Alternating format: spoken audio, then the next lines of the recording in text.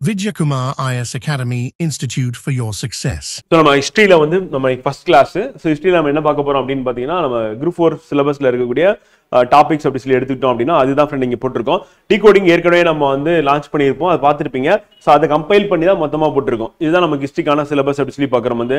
So unit 3ல வந்து இருக்குது, இந்தியாவின் வரலாறு பண்பாடு மற்றும் இந்திய தேசிய இயக்கம் சொல்லி பார்க்குறோம். ஸோ இதுலேருந்து நமக்கு கேள்விகள் அப்படின்னு பார்த்தோம்னா குரூப் 4 பொறுத்தவரையும் குரூப் 4 குரூப் 2 2A பொறுத்தவரையும் நமக்கு வந்து மொத்தம் 10 கேள்விகள் இருக்கு அப்படின்னு சொல்லி பார்க்குறோம். ஸோ அந்த 10 கேள்விகள் அப்படின்றது வந்து நமக்கு குறிப்பாக எதில் அதிகமான கேள்விகள் இருக்கும் அப்படின்னா இந்திய தேசிய இயக்கத்தில் வந்து அதிகமான கேள்விகள் வந்து இருக்கும், இந்தியன் நேஷனல் மூவ்மெண்ட் அப்படி சொல்லி பார்க்குறோம். ஸோ அதற்கு அடுத்தபடியாக எங்கே இருக்கும் அப்படின்னா வந்து பார்த்தீங்கன்னா ஏன்ஷியன் இந்தியா மெடிவல் இந்தியா அந்த பார்ட்டில் வந்து நமக்கு வந்து கொஸ்டின் இருக்கும் அப்படி சொல்லி பார்க்குறோம் ஃப்ரெண்ட். ஸோ இதான் இருக்கக்கூடிய தலைப்புகள் அப்படி சொல்லி பார்க்குறோம்.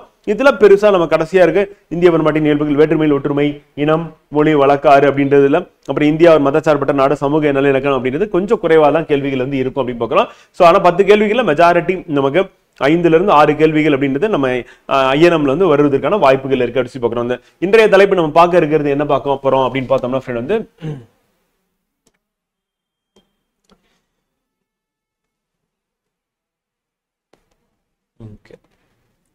நம்ம பார்க்க இருக்கிற தலைப்பு என்ன அப்படின்னா வந்து ஃபர்ஸ்ட் டாபிக்கா இருக்கக்கூடிய இண்டஸ் வேலி சிவிலைசேஷன் வந்து சிந்து சமவெளி நாகரிகம் அப்படின்றத நம்ம வந்து இன்னைக்கு வந்து பார்க்க இருக்கோம் அப்படி சொல்லி பார்க்குறோம். ஸோ ஃபர்ஸ்ட் அதுக்கு அடுத்து குப்தர்கள் அப்படின்றது தலைப்பு, குப்தாஸ் அப்படி சொல்லி பார்க்குறோம். இந்த 2 டாபிக் தான் வந்து நம்ம இன்னைக்கு வந்து பார்க்க போறோம். ஸோ நம்மளுடைய ஷெடியூல்லையும் அதுதான் இருக்கும், பார்த்தீங்கன்னா தெரியும். நம்ம ஷெடியூல் ஏற்கனவே போட்டு கொடுத்துருக்கோம், டீடைல் ஷெடியூல். ஸோ அதில் இருக்கிறது வந்து ஸோ இப்போ நம்ம ஃபர்ஸ்ட் இண்டஸ் வேலி சிவிலைசேஷன் பார்ப்போங்க. டைம் ஆயிருச்சு, அதனால நம்ம ஸ்ட்ரைட்டா வந்து கிளாஸுக்கு போயிடும். கிளாஸ் முடிச்சுட்டு நான் கண்டிப்பா வந்து சாட் பார்த்துட்டு நீங்க என்ன கேட்டிருக்கீங்க அப்படின்னு சொல்லி நான் ரிப்ளை பண்றேன் ஃப்ரெண்ட். ஸோ சிந்து சமவெளி நாகரிகம் அப்படின்னு எடுத்துக்கிட்டோம் அப்படின்னா வந்து இது எங்க இருக்கு பிரசன்டா அப்படின்னு பார்த்தீங்கன்னா இந்தியாவிலும் பாகிஸ்தான்ல இருக்கு. ரீசெண்டா கூட அந்த பகல்கான் அட்டாக் நடந்ததுக்கு அப்புறம் தீவிரவாதிகள் தாக்குதல் நடத்திட்டாங்க. ஸோ அதனால இந்தியா வந்து பார்த்தீங்கன்னா பாகிஸ்தானோட உறவு வந்து துண்டிக்கிறது அப்படின்னு சொல்லி முடிவு பண்ணி பல வேலையில் ஈடுபட்டு இருக்காங்க. பாகிஸ்தானும் இது பதிலுக்கு வந்து பண்ணுது. அப்படி சொல்லும்போது இந்தியா பாரம்பரிய மிக்க நாடு, ரொம்ப பழமையான நாடு நீங்க சொல்றீங்கல்ல, அந்த இந்தியாவுடைய பாரம்பரிய தளம் எங்க இருக்குன்னா பாகிஸ்தான்ல தான் இருக்கு. நீங்க பாகிஸ்தானோட வந்து உறவு முறிச்சுக்கிட்டீங்க அப்படின்னா உங்களுடைய பாரம்பரிய தளத்தோட உறவு முறிச்சுப்பீங்கன்னு சொல்லிட்டு வந்து பாகிஸ்தானுடைய அதிபர் வந்து பேசியிருக்காரு. அந்த மாதிரி வந்து மாறி மாறி வந்து பாத்தீங்கன்னா டாக் வந்து போயிட்டு இருக்கு. அப்ப இந்தியாவிலும் பாகிஸ்தான்லயும் சுமார் 1.3 மில்லியன் சதுர கிலோமீட்டர், 1.3ல இருந்து 1.5. நம்ம தமிழ் மீடியம் புக்ல 1.3 இருக்கு, இங்கிலீஷ் மீடியம் புக்ல 1.5 இருக்கு. இந்த ரெண்டுத்துல ஏறக்குறைய ஒண்ணுதான். கீழே கண்டென்ட்லயே வந்து பாத்தீங்கன்னா 1.3 மில்லியன் தான் திருப்பி கண்டென்ட்ல கொடுத்துருக்காங்க. அதனால நம்ம அதையே எடுத்துக்கலாம் வந்து. சோ அப்ப சிந்து சமவெளி அப்படின்றது எங்க இருக்கு எக்ஸாக்டா அப்படின்றது நமக்கு வந்து இம்பார்ட்டன்ட். இந்தியா மட்டும் பாகிஸ்தான்ல இருக்கு அப்படின்னு சொல்லி பாக்குறோம். அது இம்பார்ட்டன்ட் ஃப்ரெண்ட். அப்புறம் அது எந்த காலகட்டத்தை சார்ந்தது அப்படின்னு பார்க்கும்போது வந்து பாத்தீங்கன்னா அதனுடைய பீரியட் அப்படின்னு எடுத்துட்டோம்னா வெண்கல யுகமாக இருந்தது அப்படின்னா தொடக்க காலம் அரப்பா அப்படின்னு எடுத்துட்டோம் அப்படின்னா 3000 இருந்து 2600 அப்படி பார்க்கிறோம். முதிர்ச்சி அடைந்தது அப்படின்னு வந்து எதை சொல்றோம் அப்படின்னா வந்து 2600 1900 வந்து பிற்கால அரப்பா அப்படின்னு நம்ம சொல்லும் போது வந்து 1900 இருந்து 1700 சொல்லிட்டு நம்ம 3ஆ பிரிப்போம். இயர்லி, மெச்சூர், மெலாட்டர் அப்படி சொல்லிட்டு வந்து பாத்தீங்கன்னா 3 பார்ட்டா வந்து பிரிப்போம். அப்ப தொடக்க காலம் அரப்பா அப்படின்றது எந்த ஆண்டு காலம் எப்ப அப்படின்னு கேட்பாங்க. கேட்டானா 3000. ஏன்னா அப்படியே குறைஞ்சிக்கிட்டே வந்து கிறிஸ்துவ பிறப்புக்கு பின்னாடி அப்படி சொல்லுவாங்க. ஜீசஸ் கிறிஸ்து பிறந்ததுக்கு அப்புறம் நம்ம இப்ப இருக்கக்கூடிய ஆண்டு வந்து நம்ம கணக்கிடுறோம் அப்படி பாக்குறோம். சோ அப்ப கிமு கிபி அப்படின்னும் போது நம்ம கிமுல தான் வந்து இது வந்து இருக்கு அப்படின்னு சொல்லி பார்க்கோம். சோ அப்ப புது ஆண்டுக்கு முன்னாடி வந்து பாத்தீங்கன்னா 3000 இருந்து 2600 தொடக்க கால அரப்பாவையும், அதே முதிர்ச்சி அடைந்தது அப்படின்றது வந்து 2600 இருந்து 1900, பிற்கால அரப்பா அப்படின்றது 1900 இருந்து 1700 அப்படி பார்க்கிறோம். இதுக்கப்புறம் என்ன வரும், 1700 அப்புறம் என்ன வரும் அப்படின்னு பாத்தீங்கன்னா நமக்கு வேத காலம் அப்படின்னு வரும். இந்தியா பொறுத்தவரையும் வந்து அப்ப வேத காலம்னா ஆரியர்கள் வருகை அப்படின்னு பார்க்கிறோம். அவங்க செட்டில் ஆகுது நார்த் இந்தியா. அந்த வேத காலம் சொல்றோம். நமக்கு பொறுத்தவரையும் வந்து தென்னிந்தியாவில் அது குறிப்பா தமிழ்நாடு அப்படின்னு எடுத்துக்கும் போது சங்க காலம் அப்படின்னு சொல்லும் போது வந்து பாத்தீங்கன்னா கிமு 300 இருந்து கிபி 300 அப்படி சொல்லுவாங்க. இந்த காலகட்டத்தில் நமக்கு வந்து தொடங்குது வரலாறு அப்படிங்கிறோம். அதுக்கு முன்னாடி இருக்கக்கூடிய எவிடன்சஸ் நமக்கு கிடைக்குது.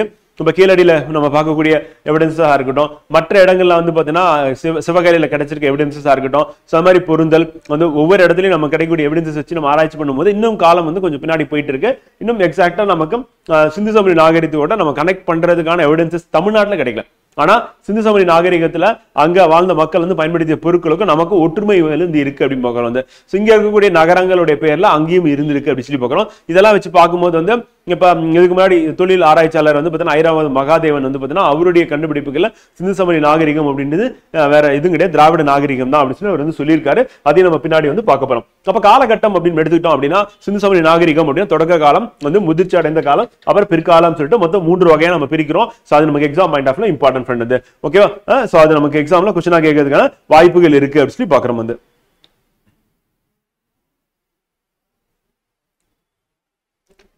ஒரு நிமிஷம்.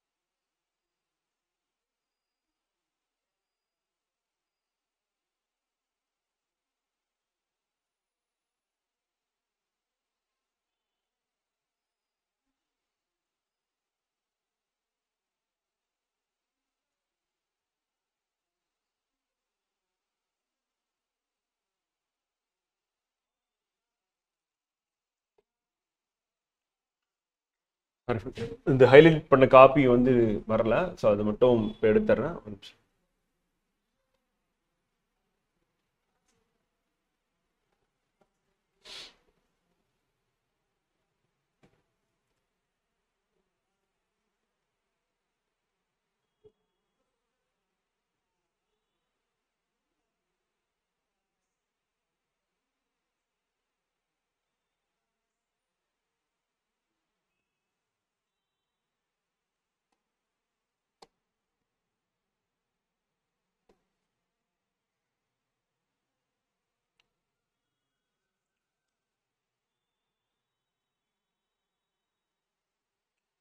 ஓகே, நம்ம நோட் பண்ண வேண்டிய பாயிண்ட்ஸ் அப்படின்னு நம்ம எடுத்துட்டோம் அப்படின்னா வந்து பாத்தீங்கன்னா ஃபர்ஸ்ட் வந்து இம்பார்ட்டன்ட் அப்படின்னா வந்து என்னோட காலகட்டம் எங்க இருக்கு, இந்தியா பாகிஸ்தான்ல இருக்கு, 1.3 மில்லியன் சதுர கிலோமீட்டர் அப்படி பார்க்குறோம். அப்புறம் தொடக்க காலம், முதிர்ச்சி, பிற்காலம் அப்படின்னு சொல்லி பார்த்தோம்னா 3 காலகட்டம் பிரிக்கிறோம். தொடக்கம்னா 3000 2600, முதிர்ச்சினா 2600 இருந்து 1900, எல்லாமே கிமு தான். அதுக்கடுத்து பிற்காலம் அப்படின்னு பார்க்கும்போது 1900 இருந்து 1700. உலகின் மிக பழமையான நாகரிகங்கள் ஒன்று அப்படின்னு நமக்கு தெரியும். பழமையான 4 நாகரிகங்கள் பெரிய பரப்பளவு கொண்டது அப்படின்னு பார்க்கிறோம். சோ பழமையான 4 நாகரிகங்கள் எது பெரிய பரப்பளவு கொண்டது? சிந்து சமவெளி நாகரிகம் அப்படின்னு சொல்றோம். இதை ஃபர்ஸ்ட் அரப்பால கண்டுபிடிச்சா அரப்பா நாகரிகம் பேரு இதுக்கு வந்து இருக்கு அப்படின்னு பார்க்கிறோம். அரப்பா முதலில் வந்து எப்ப கண்டுபிடிக்கிறாங்கன்னா 1926 சார்லஸ் மேசன் அப்படின்றவர் வந்து பாத்தீங்கன்னா அவர் தான் கண்டுபிடிக்கிறாரு.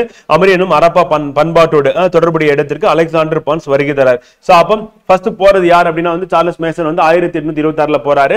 சோ அவர் வந்து அரப்பா அப்படின்ற இடத்தை வந்து கண்டுபிடிக்கிறாரு. அதுக்கப்புறம் வந்து 1831 வந்து பாத்தீங்கன்னா அலெக்சாண்டர் பாரன்ஸ் அப்படின்றது வருகை தரார். கிபி 1856 வந்து பாத்தீங்கன்னா லாகூர்ல இருந்து கராச்சிக்கு வந்து ரயில் பயணம் அப்படின்றது ரயில்வே தண்டவாளம் அமைக்க போறாங்க. சோ அப்ப தோண்டும் போது நமக்கு செங்கல் கிடைக்குது. அந்த செங்கல் எடுத்து யூஸ் பண்ண ஆரம்பிக்கிறாங்க. அந்த செங்கலை பயன்படுத்தி கட்ட ஆரம்பிக்கிறாங்க. அந்த செங்கல் வந்து பாத்தீங்கன்னா சிந்து சமவெளி நாகரிகத்து காலத்துக்கு சார்ந்தது அப்படின்னு சொல்லி தெரியாம போயிருது அப்படின்னு பார்க்கிறோம். அப்ப 1953, 1956, 1975 அலெக்சாண்டர் கன்னிங்ஹாம் அரப்பாவை பார்வையிட்டார் அப்படின்னு பார்க்கிறோம். அந்த காலகட்டத்தில் அப்ப இந்திய தொழில்துறை அப்படின்றது 1963 ஆண்டு அலெக்சாண்டர் கன்னிங்ஹாம் என்ற நில அளவையரான உதவியுடன் நிறுவப்பட்டது. அப்ப யாருடைய பீரியட்ல வந்து பாத்தீங்கன்னா இந்த இந்திய தொழில்துறை நிறுவப்பட்டது நமக்கு எக்ஸாம் வந்து கேட்டுருவாங்க. அது வந்து இம்பார்ட்டன்ட். இதன் தலைமையிடம் எங்க இருக்கு அப்படின்னா வந்து டெல்லியில இருக்கு அப்படின்னு பார்க்கிறோம். அந்த கிபி பொது ஆண்டு 1920 தொல்பொருள் ஆய்வாளர்கள் ஹரப்பா மற்றும் வந்து மொஹஞ்சதாரோ நகரங்களை அகழ்வாய்வு செய்ய ஆரம்பிக்கிறாங்க அப்படின்னு பார்க்கிறோம். வந்து சோ அப்ப ஃபர்ஸ்ட் போறது அப்படின்றது வந்து அந்த சைட் வந்து போயிட்டு இங்க இப்படிப்பட்ட ஒரு இடம் இருக்கு அப்படின்னு சொல்லி கண்டுபிடிக்கிறது அப்படின்னு வந்து பாத்தீங்கன்னா ஹரப்பாக்கு முதலில் வந்து யார் வருகை தருவாங்க? சார்லஸ் மேசனும் அப்புறம் ஹம்ரி வந்து ஹம்ரி என்னும் அரப்பா பண்பாட்டோட தொடர்புடைய இடத்திற்கு அலெக்சாண்டர் பாரன்ஸ் அப்படின்றவங்க வருகை தருகிறாங்க. இது லாகூர்ல இருந்து கராச்சிக்கு ரயில் பாதை அமைக்கும் போது அங்க இருக்கிற செங்கலை எடுத்து பயன்படுத்த ஆரம்பிக்கிறாங்க. சுட்டு செங்கற்கள் வந்து கிடைக்குது, அதை யூஸ் பண்ணவே ஆரம்பிச்சிடறாங்க. அதனுடைய இது வந்து பாத்தீங்கன்னா நாகரிகம் தொட்டில் அப்படின்னு தெரியாம பயன்படுத்த ஆரம்பிக்கிறாங்க. 1957, 56, 1975 கன்னிங்ஹாம் வந்து பார்வையிடுறாரு. அவர் தான் என்ன பண்றாரு அப்படின்னா இங்க நம்ம இந்திய தொழில்துறை அப்படின்றத வந்து பாத்தீங்கன்னா நிறுவப்பட்டது அப்படின்னு பாக்குறோம். இந்தியால பிரிட்டிஷ் கவர்மெண்ட்ல பிரிட்டிஷ் இந்திய ஆட்சியில இதன் தலைமையகம் எங்க இருக்குன்னா டெல்லி அப்படின்னு பாக்குறோம். 1920 தொல்பொருள் ஆராய்ச்சி அரப்பா மற்றும் மொஹஞ்சதாரோ நகரங்களை அகழ்வாய்வு செய்ய ஆரம்பிக்கிறாங்க அப்படின்னு பாக்குறோம். 1924 தொழில்துறை இயக்குனர் வந்து ஜான் மார்ஷல் அரப்பா மொஹஞ்சதாரோவிற்கு இடையே பொதுவான அம்சங்கள் இருப்பதை கண்டறிகிறார். அப்ப இதுக்கு முன்னாடி அங்க போறாங்க. ஆனா அகழ்வாராய்ச்சி அப்படின்றது நிகழ்த்தினது யார் அப்படின்னா வந்து பாத்தீங்கன்னா சர் ஜான் மார்ஷல் வந்து அவர் தான் என்ன பண்றாருன்னா அரப்பா மொஹஞ்சதாரோ ரெண்டுத்துக்குள்ள ஒற்றுமையை வந்து சொல்றாரு. அப்ப இது ரெண்டுமே வந்து ஒரே நாகரிகத்துக்கு கீழ இருந்து வந்தது. அப்ப இரண்டுமே ஒரு பெரிய நாகரிகத்தை சார்ந்த வெவ்வேறு பகுதிகள் முடிவுகிறாரு.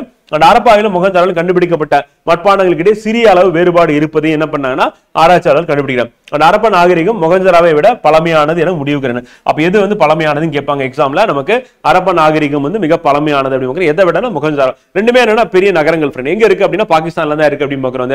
சோ அப்ப அரப்பா மொஹஞ்சதாரோ ரெண்டுமே இன்றைய பாகிஸ்தான்ல தான் இருக்கு. ரெண்டுமே பெரிய நகரங்கள். அந்த நகரங்கள் அரப்பா நாகரிகம் பழமையானது அப்படின்னு பாக்குறோம். எதை விட மொஹஞ்சதாரோ விட அப்படின்னு பாக்குறோம். 1940 REM வீலர் அரப்பாவில் அகழ்வாய்வு நடத்தினாருங்க. அப்ப அரப்பாவுடைய தொடர்புடையவர்கள் அப்படின்னு பார்க்கும்போது இதுக்கு முன்னாடி பார்த்த எல்லாருமே வந்துருவாங்க. அதுல முக்கியமானவங்க அப்படின்னு வந்து பாத்தீங்கன்னா ஃபர்ஸ்ட் அகழ்வாராய்ச்சி நடத்தினது யார் அப்படின்னா ஜான் மார்ஷல் அப்படி சொல்லி பாக்குறோம். இயக்குனர் வந்து அந்த டைரக்டரா இருந்தாரு தொல்பொருள் ஆய்வுத்துறையில. சோ அவர் தான் வந்து 1924 பண்றாரு பாக்குறோம். அந்த இயர் அந்த பர்சன் வந்து இம்பார்ட்டன்ட் வந்து. அதுக்கப்புறம் வந்து பாத்தீங்கன்னா யார் வரா அப்படின்னா வந்து 1940 REM வீலர் வந்து பாத்தீங்கன்னா மார்டிமல் வீரர் சொல்லிட்டு வருவாரு. சோ அவர் வந்து ஆய்வு பண்றாரு. அண்ட் முக்கிய இடங்கள் அப்படின்னு பார்க்கும்போது அரப்பா அப்படின்னு போது மேற்கு எது வரையும் போது பாகிஸ்தான் ஈரான் எல்லை வரையும் போகுது. சோ பாகிஸ்தானுக்கும் ஈரானுக்கும் இப்ப இன்றைய பாகிஸ்தான் இருக்கு, அது பக்கத்துல தான் ஈரான் இருக்கு. சோ ஆப்கானிஸ்தான் இருக்கும், ஈரான். சோ அந்த எல்லையிலும் உள்ள சுட்கான் ஜெண்டர் அப்ப சுட்கான் ஜெண்டோர் அப்படின்றதும் பாகிஸ்தான் ஈரான் எல்லையில இருக்கு. அந்த வடக்கே வந்து எங்க இருக்கு அப்படின்னா வந்து பாத்தீங்கன்னா நார்த் வந்து எங்க இருக்குன்னா சோட்டுகே ஆப்கானிஸ்தானும், கிழக்கே வந்து ஆலம்கீர்பூர் அப்படின்னு சொல்லி இந்தியாவில உத்தரப்பிரதேசம், அதே மாதிரி தெற்கு வந்து எது வரையும் போனா டைமாபாத் மகாராஷ்டிரா அப்படின்னு பாக்குறோம். இது மொத்தம் எல்லைகளா அமையுது அப்படின்னு பாக்குறோம். சோ அப்ப மேற்கு அப்படின்னு சொல்லி பார்க்கும்போது பாகிஸ்தான் ஈரானுடைய பார்டர் சொல்லிட்டு வந்து பாத்தீங்கன்னா ஃபர்ஸ்ட் பார்டரா இருக்கிறது வந்து பாத்தீங்கன்னா இந்த சுட்கான் ஜெண்டர் அப்படின்னு பாக்குறோம். ரெண்டாவது எங்கன்னா வடக்கே அப்படி சொல்லி பாக்குறோம். வடக்கேனா சோட்டுகே அப்படின்னு பாக்குறோம். நார்த் வந்து சோட்டுகே அப்படின்றது ஆப்கானிஸ்தான்ல இருக்கு அப்படின்னு பாக்குறோம்.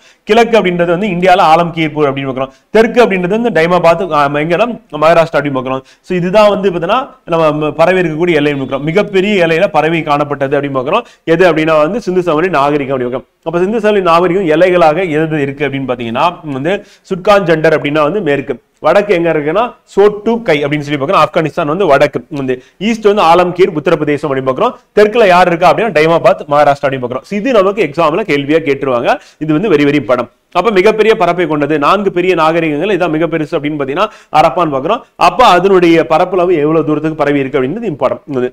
அடுத்து குஜராத், ராஜஸ்தான், ஹரியானா முக்கிய இடங்கள், பரவியல் இடங்கள் இந்தியால அப்படின்னு பாத்தீங்கன்னா குஜராத், பாகிஸ்தான், ராஜஸ்தான் மற்றும் ஹரியானா அப்படின்னு பாக்குறோம். இந்த பகுதிகளில் இந்த நாகரிகம் பரவி இருக்கு.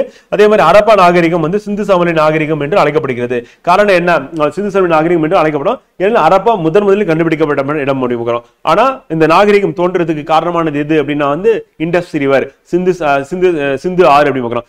அதனால என்ன சொல்றோம்னா சிந்து வெளி அப்படி சொல்லி பாக்குறோம். அப்ப சிந்து வெளி நாகரிகம் எதை சொல்றோம் அப்படின்னா ஹரப்பா நாகரிகம் அப்படின்னு பாக்குறோம். சமவெளி அப்படின்னும் போது என்ன ஆகுதுன்னா அந்த சிந்து ஆறு வந்து பாத்தீங்கன்னா அது கொண்டு வந்து படிய வச்ச மணல்களால் வந்து உருவாக்கப்பட்டது அப்படின்னு பாக்குறோம். வந்து ஹரப்பா பஞ்சாப் பாகிஸ்தான், மொஹஞ்சதாரோ வந்து சிந்து பாகிஸ்தான், டொலவீரா வந்து லோத்தல், சர்கோட்டா வந்து குஜராத், அப்புறம் வந்து காலிபங்கன் வந்து ராஜஸ்தான், பனாவாலி வந்து ராக்கி ஹார்கி ஹரியானா, அதுக்கு அடுத்து அரப்ப கால முக்கிய நகரங்களாகும்.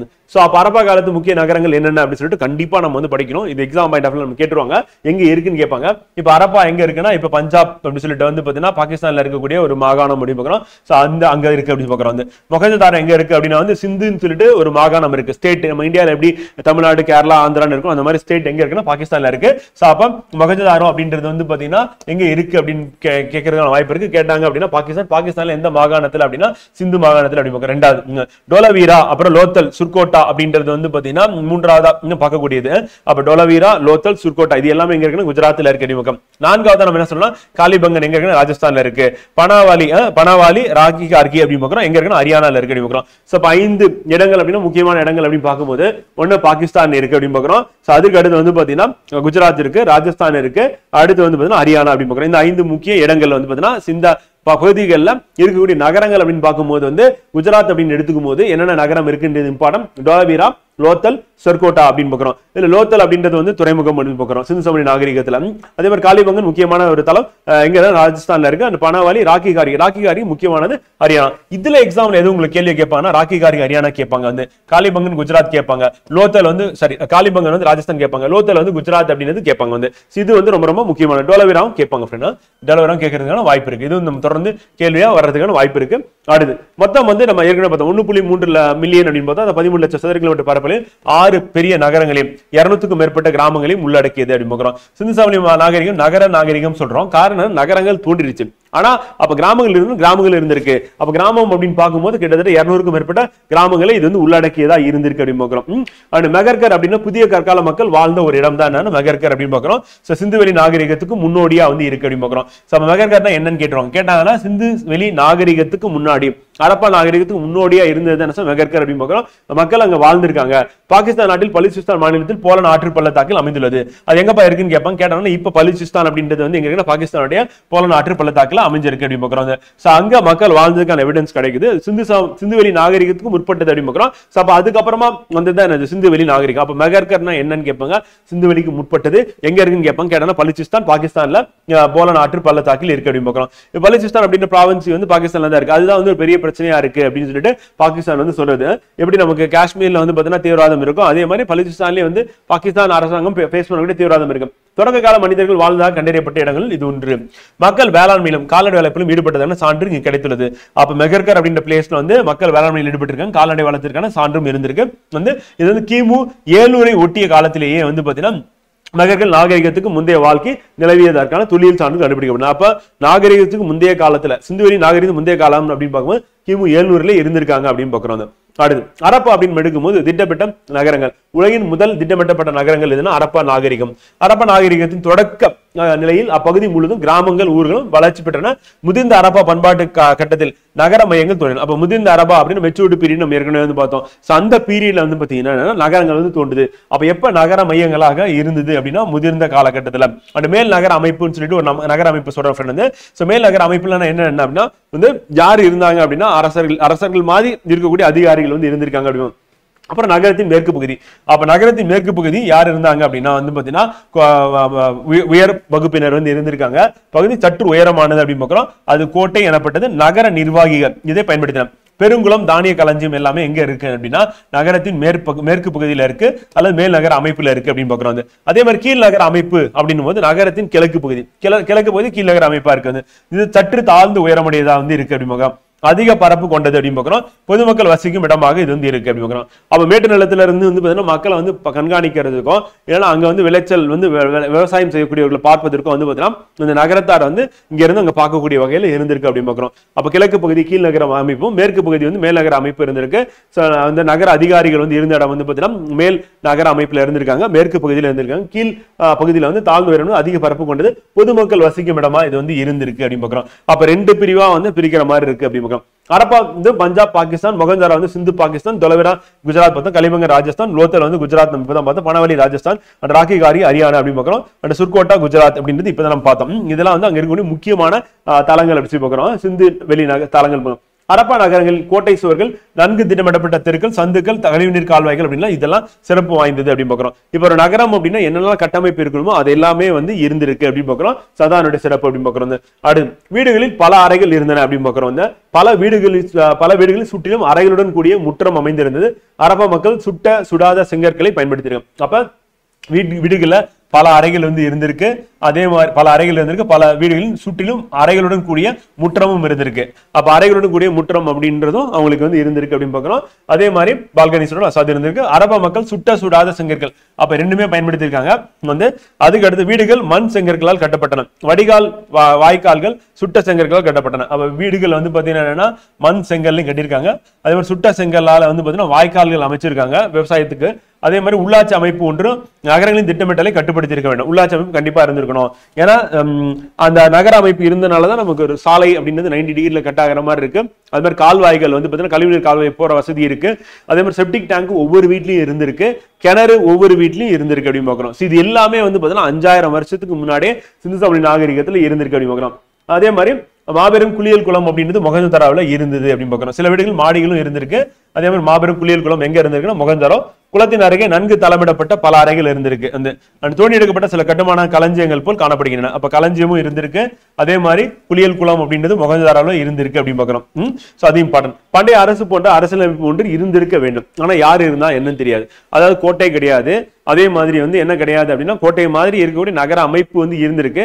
ஆனா மாளிகைகள் கிடையாது வந்து, கோயில் கிடையாது வந்து. அதே மாதிரி மக்கள் வந்து பாத்தீங்கன்னா மிகப்பெரிய வழிபாட்டு தலங்கள் ஏதாவது பயன்படுத்திருக்காங்களா அப்படின்னா அதுக்கும் எந்த ஒரு ஆதாரமும் இல்லை. அரசர் யாராவது பெரிய அரசர் இருந்திருப்பாருன்னா அதுக்கும் ஆதாரம் இல்லை வந்து. அப்புறம் மொகஞ்சதாரோவில் கிடைத்துல ஒரு சிலை பூசாரி அரசன் என்று அடையாளம் காணப்பட்டுகிறது அப்படின்னு ஆண் சிற்பம் வந்து இருந்திருக்கு அப்படின்னு பாக்குறோம். அமர்ந்த நிலையில் உள்ள ஒரு ஆண் சிலை மொகஞ்சதாரோவில் உள்ள ஒரு கட்டிடத்தில் இருந்து கண்டெடுக்கப்பட்டது அப்படின்னு பாக்குறோம். ஆண் சிலை எங்க கண்டுபிடிச்சாங்க இல்ல பூசாரி அரசன் வந்து எங்க கண்டுபிடிச்சாங்க எப்ப கேட்டாங்கன்னா மொகஞ்சதாரோ ஆண் சிற்பம் அப்படின்னு பாக்குறோம். அது வந்து இம்பார்ட்டன்ட் ஃபார் எக்ஸாம்பிள் கொஸ்டின் கேட்க வாய்ப்பு இருக்கு. தெருக்களும் வீடுகளும். தெருக்கள் எப்படி இருந்திருக்கு சிந்து வெளியில அப்படின்னு எடுத்துட்டா தெருக்கள் நேராக அமைக்கப்பட்டிருந்தன. வடக்கு தெற்காகவும் கிழக்கு மேற்காகும். அப்ப வடக்கு தெற்காகவும் கிழக்கு மேற்காகவும் எது அமைச்சிருக்காங்க தெருக்கள் வந்து அமைச்சிருக்காங்க அப்படின்னு பாக்குறோம். அது நமக்கு வந்து இம்பார்ட்டன்ட் வந்து. அடுத்து சாலைகள் அப்படின்னு பாத்தீங்கன்னா அகலமாகவும் வளைவான முனைகளை கொண்டதாகவும் இருந்தன. அப்ப சாலைகள் வந்து அகலமா இருந்து வளைவான முனைவுகள் இருந்திருக்கு. பல அறைகளையும் ஒரு முற்றத்தையும் ஒரு கிணற்றையும் ஒவ்வொரு வீட்டிலும் கலியல் அறையும் குளியல் அறையும் இருந்திருக்கு. சுட்ட செங்கற்களாலும் சுண்ணாம்பு கலவையாலும் கட்டப்பட்டிருக்கு. சூரிய வெப்பத்தில் உலர வைக்கப்பட்ட செங்கல் என்ன பண்ணிருக்காங்க பயன்படுத்திருக்காங்க அப்படின்னு பாக்குறோம். செங்கற்கள் சீரான அளவா இருக்கு வந்து. அப்ப வந்து பாத்தீங்கன்னா அந்த சீரான அளவு இருக்குனாவே இண்டஸ்ட்ரி இருக்குன்னு அர்த்தம். அந்த இண்டஸ்ட்ரியில தான் சீரான அளவுல ப்ரொடியூஸ் பண்ண முடியும். அப்ப தொழிலகங்கள் வளர்ச்சி பெற்றிருக்கு. செங்கல் தொழிலகங்கள் அந்த கூரைகள் சமதளமாக இருந்தன. அரண்மனைகளோ வழிபாட்டு தலங்களோ இருந்ததுக்கான தீர்மானிக்கக்கூடிய சான்றுகள் எதுவும் கிடைக்கவில்லை அப்படின்னு.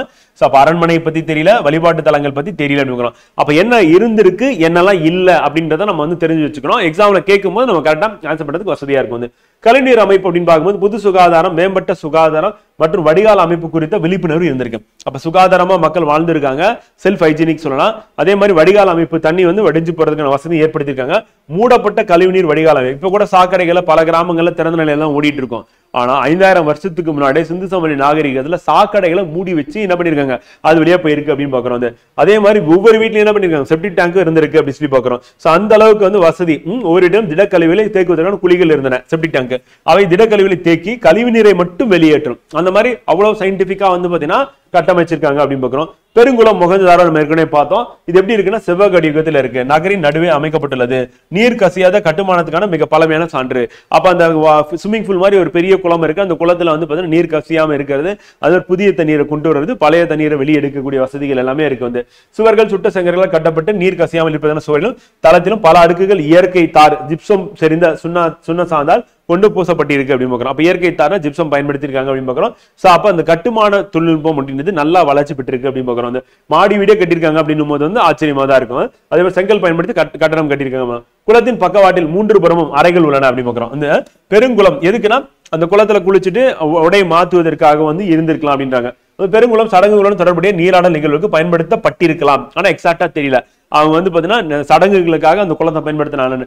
மொஹஞ்சதாரோவில் உள்ள ஒரு கட்டிடம் சேமிப்பு கிடங்குக்கான அடையாளமாக காணப்படுகிறது அப்படின்னு பாக்குறோம். அப்ப மொஹஞ்சதாரோல பெரிய குளம் இருக்கு, அதே மாதிரி வந்து பாத்தீங்கன்னா குளியல் குளம் இருக்கு, அதற்கடுத்து தானிய களஞ்சியம் வந்து இருக்கு அப்படின்னு பாக்குறோம், சேமிப்பு கிடங்கு இருக்குன்னு பாக்குறோம். அதுக்கடுத்து தானிய களஞ்சியம் அரப்பா, செங்கற்களால் அடித்தளமிட்ட பெரிய உறுதியான கட்டட அமைப்பு எங்க இருக்குன்னா தானிய களஞ்சியம் அரப்பால கிடைச்சிருக்கு. அங்க வந்து அந்த தானிய கடங்கள்ல என்ன வச்சிருக்காங்க அதுக்கான எவிடன்சஸ் அப்படின்னு பார்க்கும்போது கோதுமை, பார்லி, திணை வகைகள், பருப்பு. அப்ப மக்களுடைய உணவா என்ன இருந்திருக்கு அப்படின்னு நமக்கு தெரியுது. கோதுமை இருந்திருக்கு, பார்லி இருந்திருக்கு, திணை வகைகள், எள்ளு, பருப்பு அப்படின்னு பார்க்கிறோம். செங்கற்களால் கட்டப்பட்ட சுவர்களை கொண்ட தானிய களஞ்சியம் ஒன்று ஹரியானா மாநிலத்தில் ராக்கி கார்கில் கண்டுபிடிக்கப்பட்டுள்ளது. அப்ப நம்ம அரப்பால வந்து பார்க்கும்போது வந்து பாத்தீங்கன்னா தானிய களஞ்சியம் இருந்திருக்கு, மொஹஞ்சதாரோல குளியல் குளம் சேமிப்பு கிடங்குன்னு இருந்திருக்கு அப்படின்னு பாக்குறோம். அதே ராக்கி கார்கி ஹரியானால என்ன கிடைச்சிருக்கு அப்படின்னு பாத்தீங்கன்னா தானிய களஞ்சியம் வந்து கிடைச்சிருக்குன்னு பாக்குறோம். சோ அது நமக்கு எக்ஸாம் பாயிண்ட் ஆஃப்ல இம்பார்ட்டன்ட். ஆனா முதிர்ச்சி அடைந்த அரப்பா காலத்தை இது வந்து சார்ந்தது அப்படின்னு பாக்குறோம். சோ அரப்பா வந்து பாத்தீங்கன்னா முந்தைய அரப்பா, முதிர்ச்சி அடைந்தது, பிற்காலம் சொல்லிட்டு நம்ம 3ஆ பிரிக்கிறோம். முதிர்ச்சி அடைந்த அரப்பா காலம் தான் எங்க அப்படின்னா வந்து பாத்தீங்கன்னா ஹரியானால இருக்கிறது அப்படின்னு பாக்குறோம். மாபெரும் கட்டடங்கள், பொது கட்டடம், கூட்ட அரங்கம் வந்து பாத்தீங்கன்னா 20 தூண்கள் 4 வரிசைகளை கொண்டு பறந்து விரிந்த கூட்டம் அப்படின்னு காணப்பட்டது அப்படின்னு பாக்குறோம். வந்து இது எங்க இருக்கு அப்படின்னா வந்து பாத்தீங்கன்னா இது வந்து அரப்பால கிடைச்ச அரப்பால இருக்கக்கூடியதா வந்து இருக்கு அப்படின்னு பாக்குறோம். சோ அப்ப மிகப்பெரிய மொஹஞ்சதாரோவில் வந்து மொஹஞ்சதாரோவில் வந்து பாத்தீங்கன்னா பொது கட்டடம், அதே மாதிரி கூட்ட அரங்கு வந்து 20 தூண்கள் 4 வரிசைகளை கொண்டு பறந்து விரிந்த கூட்டம் வந்து இருந்திருக்கு அப்படின்னு பாக்குறோம். சோ அப்ப நமக்கு மொஹஞ்சதாரோல என்ன கிடைச்சது அப்படின்றதும் அரப்பால என்ன கிடைச்சது திருப்பி நம்ம அப்படியே ரிவிஷன் பண்ணிட்டோம் அப்படின்னா கரெக்டா இருக்கும் ஃப்ரெண்ட். வந்து இப்ப அரப்பா அப்படின்னு எடுத்துட்டு தானிய களஞ்சியம் பாக்குறோம், மொஹஞ்சதாரோ அப்படின்னு பார்க்கும்போது குளியல் குளம் சேமிப்பு கிடங்குன்னு பார்த்தோம். இப்ப அதுக்கடுத்து வந்து பொது கட்டடம், கூட்ட அரங்கு வந்து 20 தூண்கள் 4 வரிசைகளை பறந்து விரிந்த கூடமா வந்து இருக்கு அப்படின்னு பாக்குறோம். அது இம்பார்ட்டன்ட்.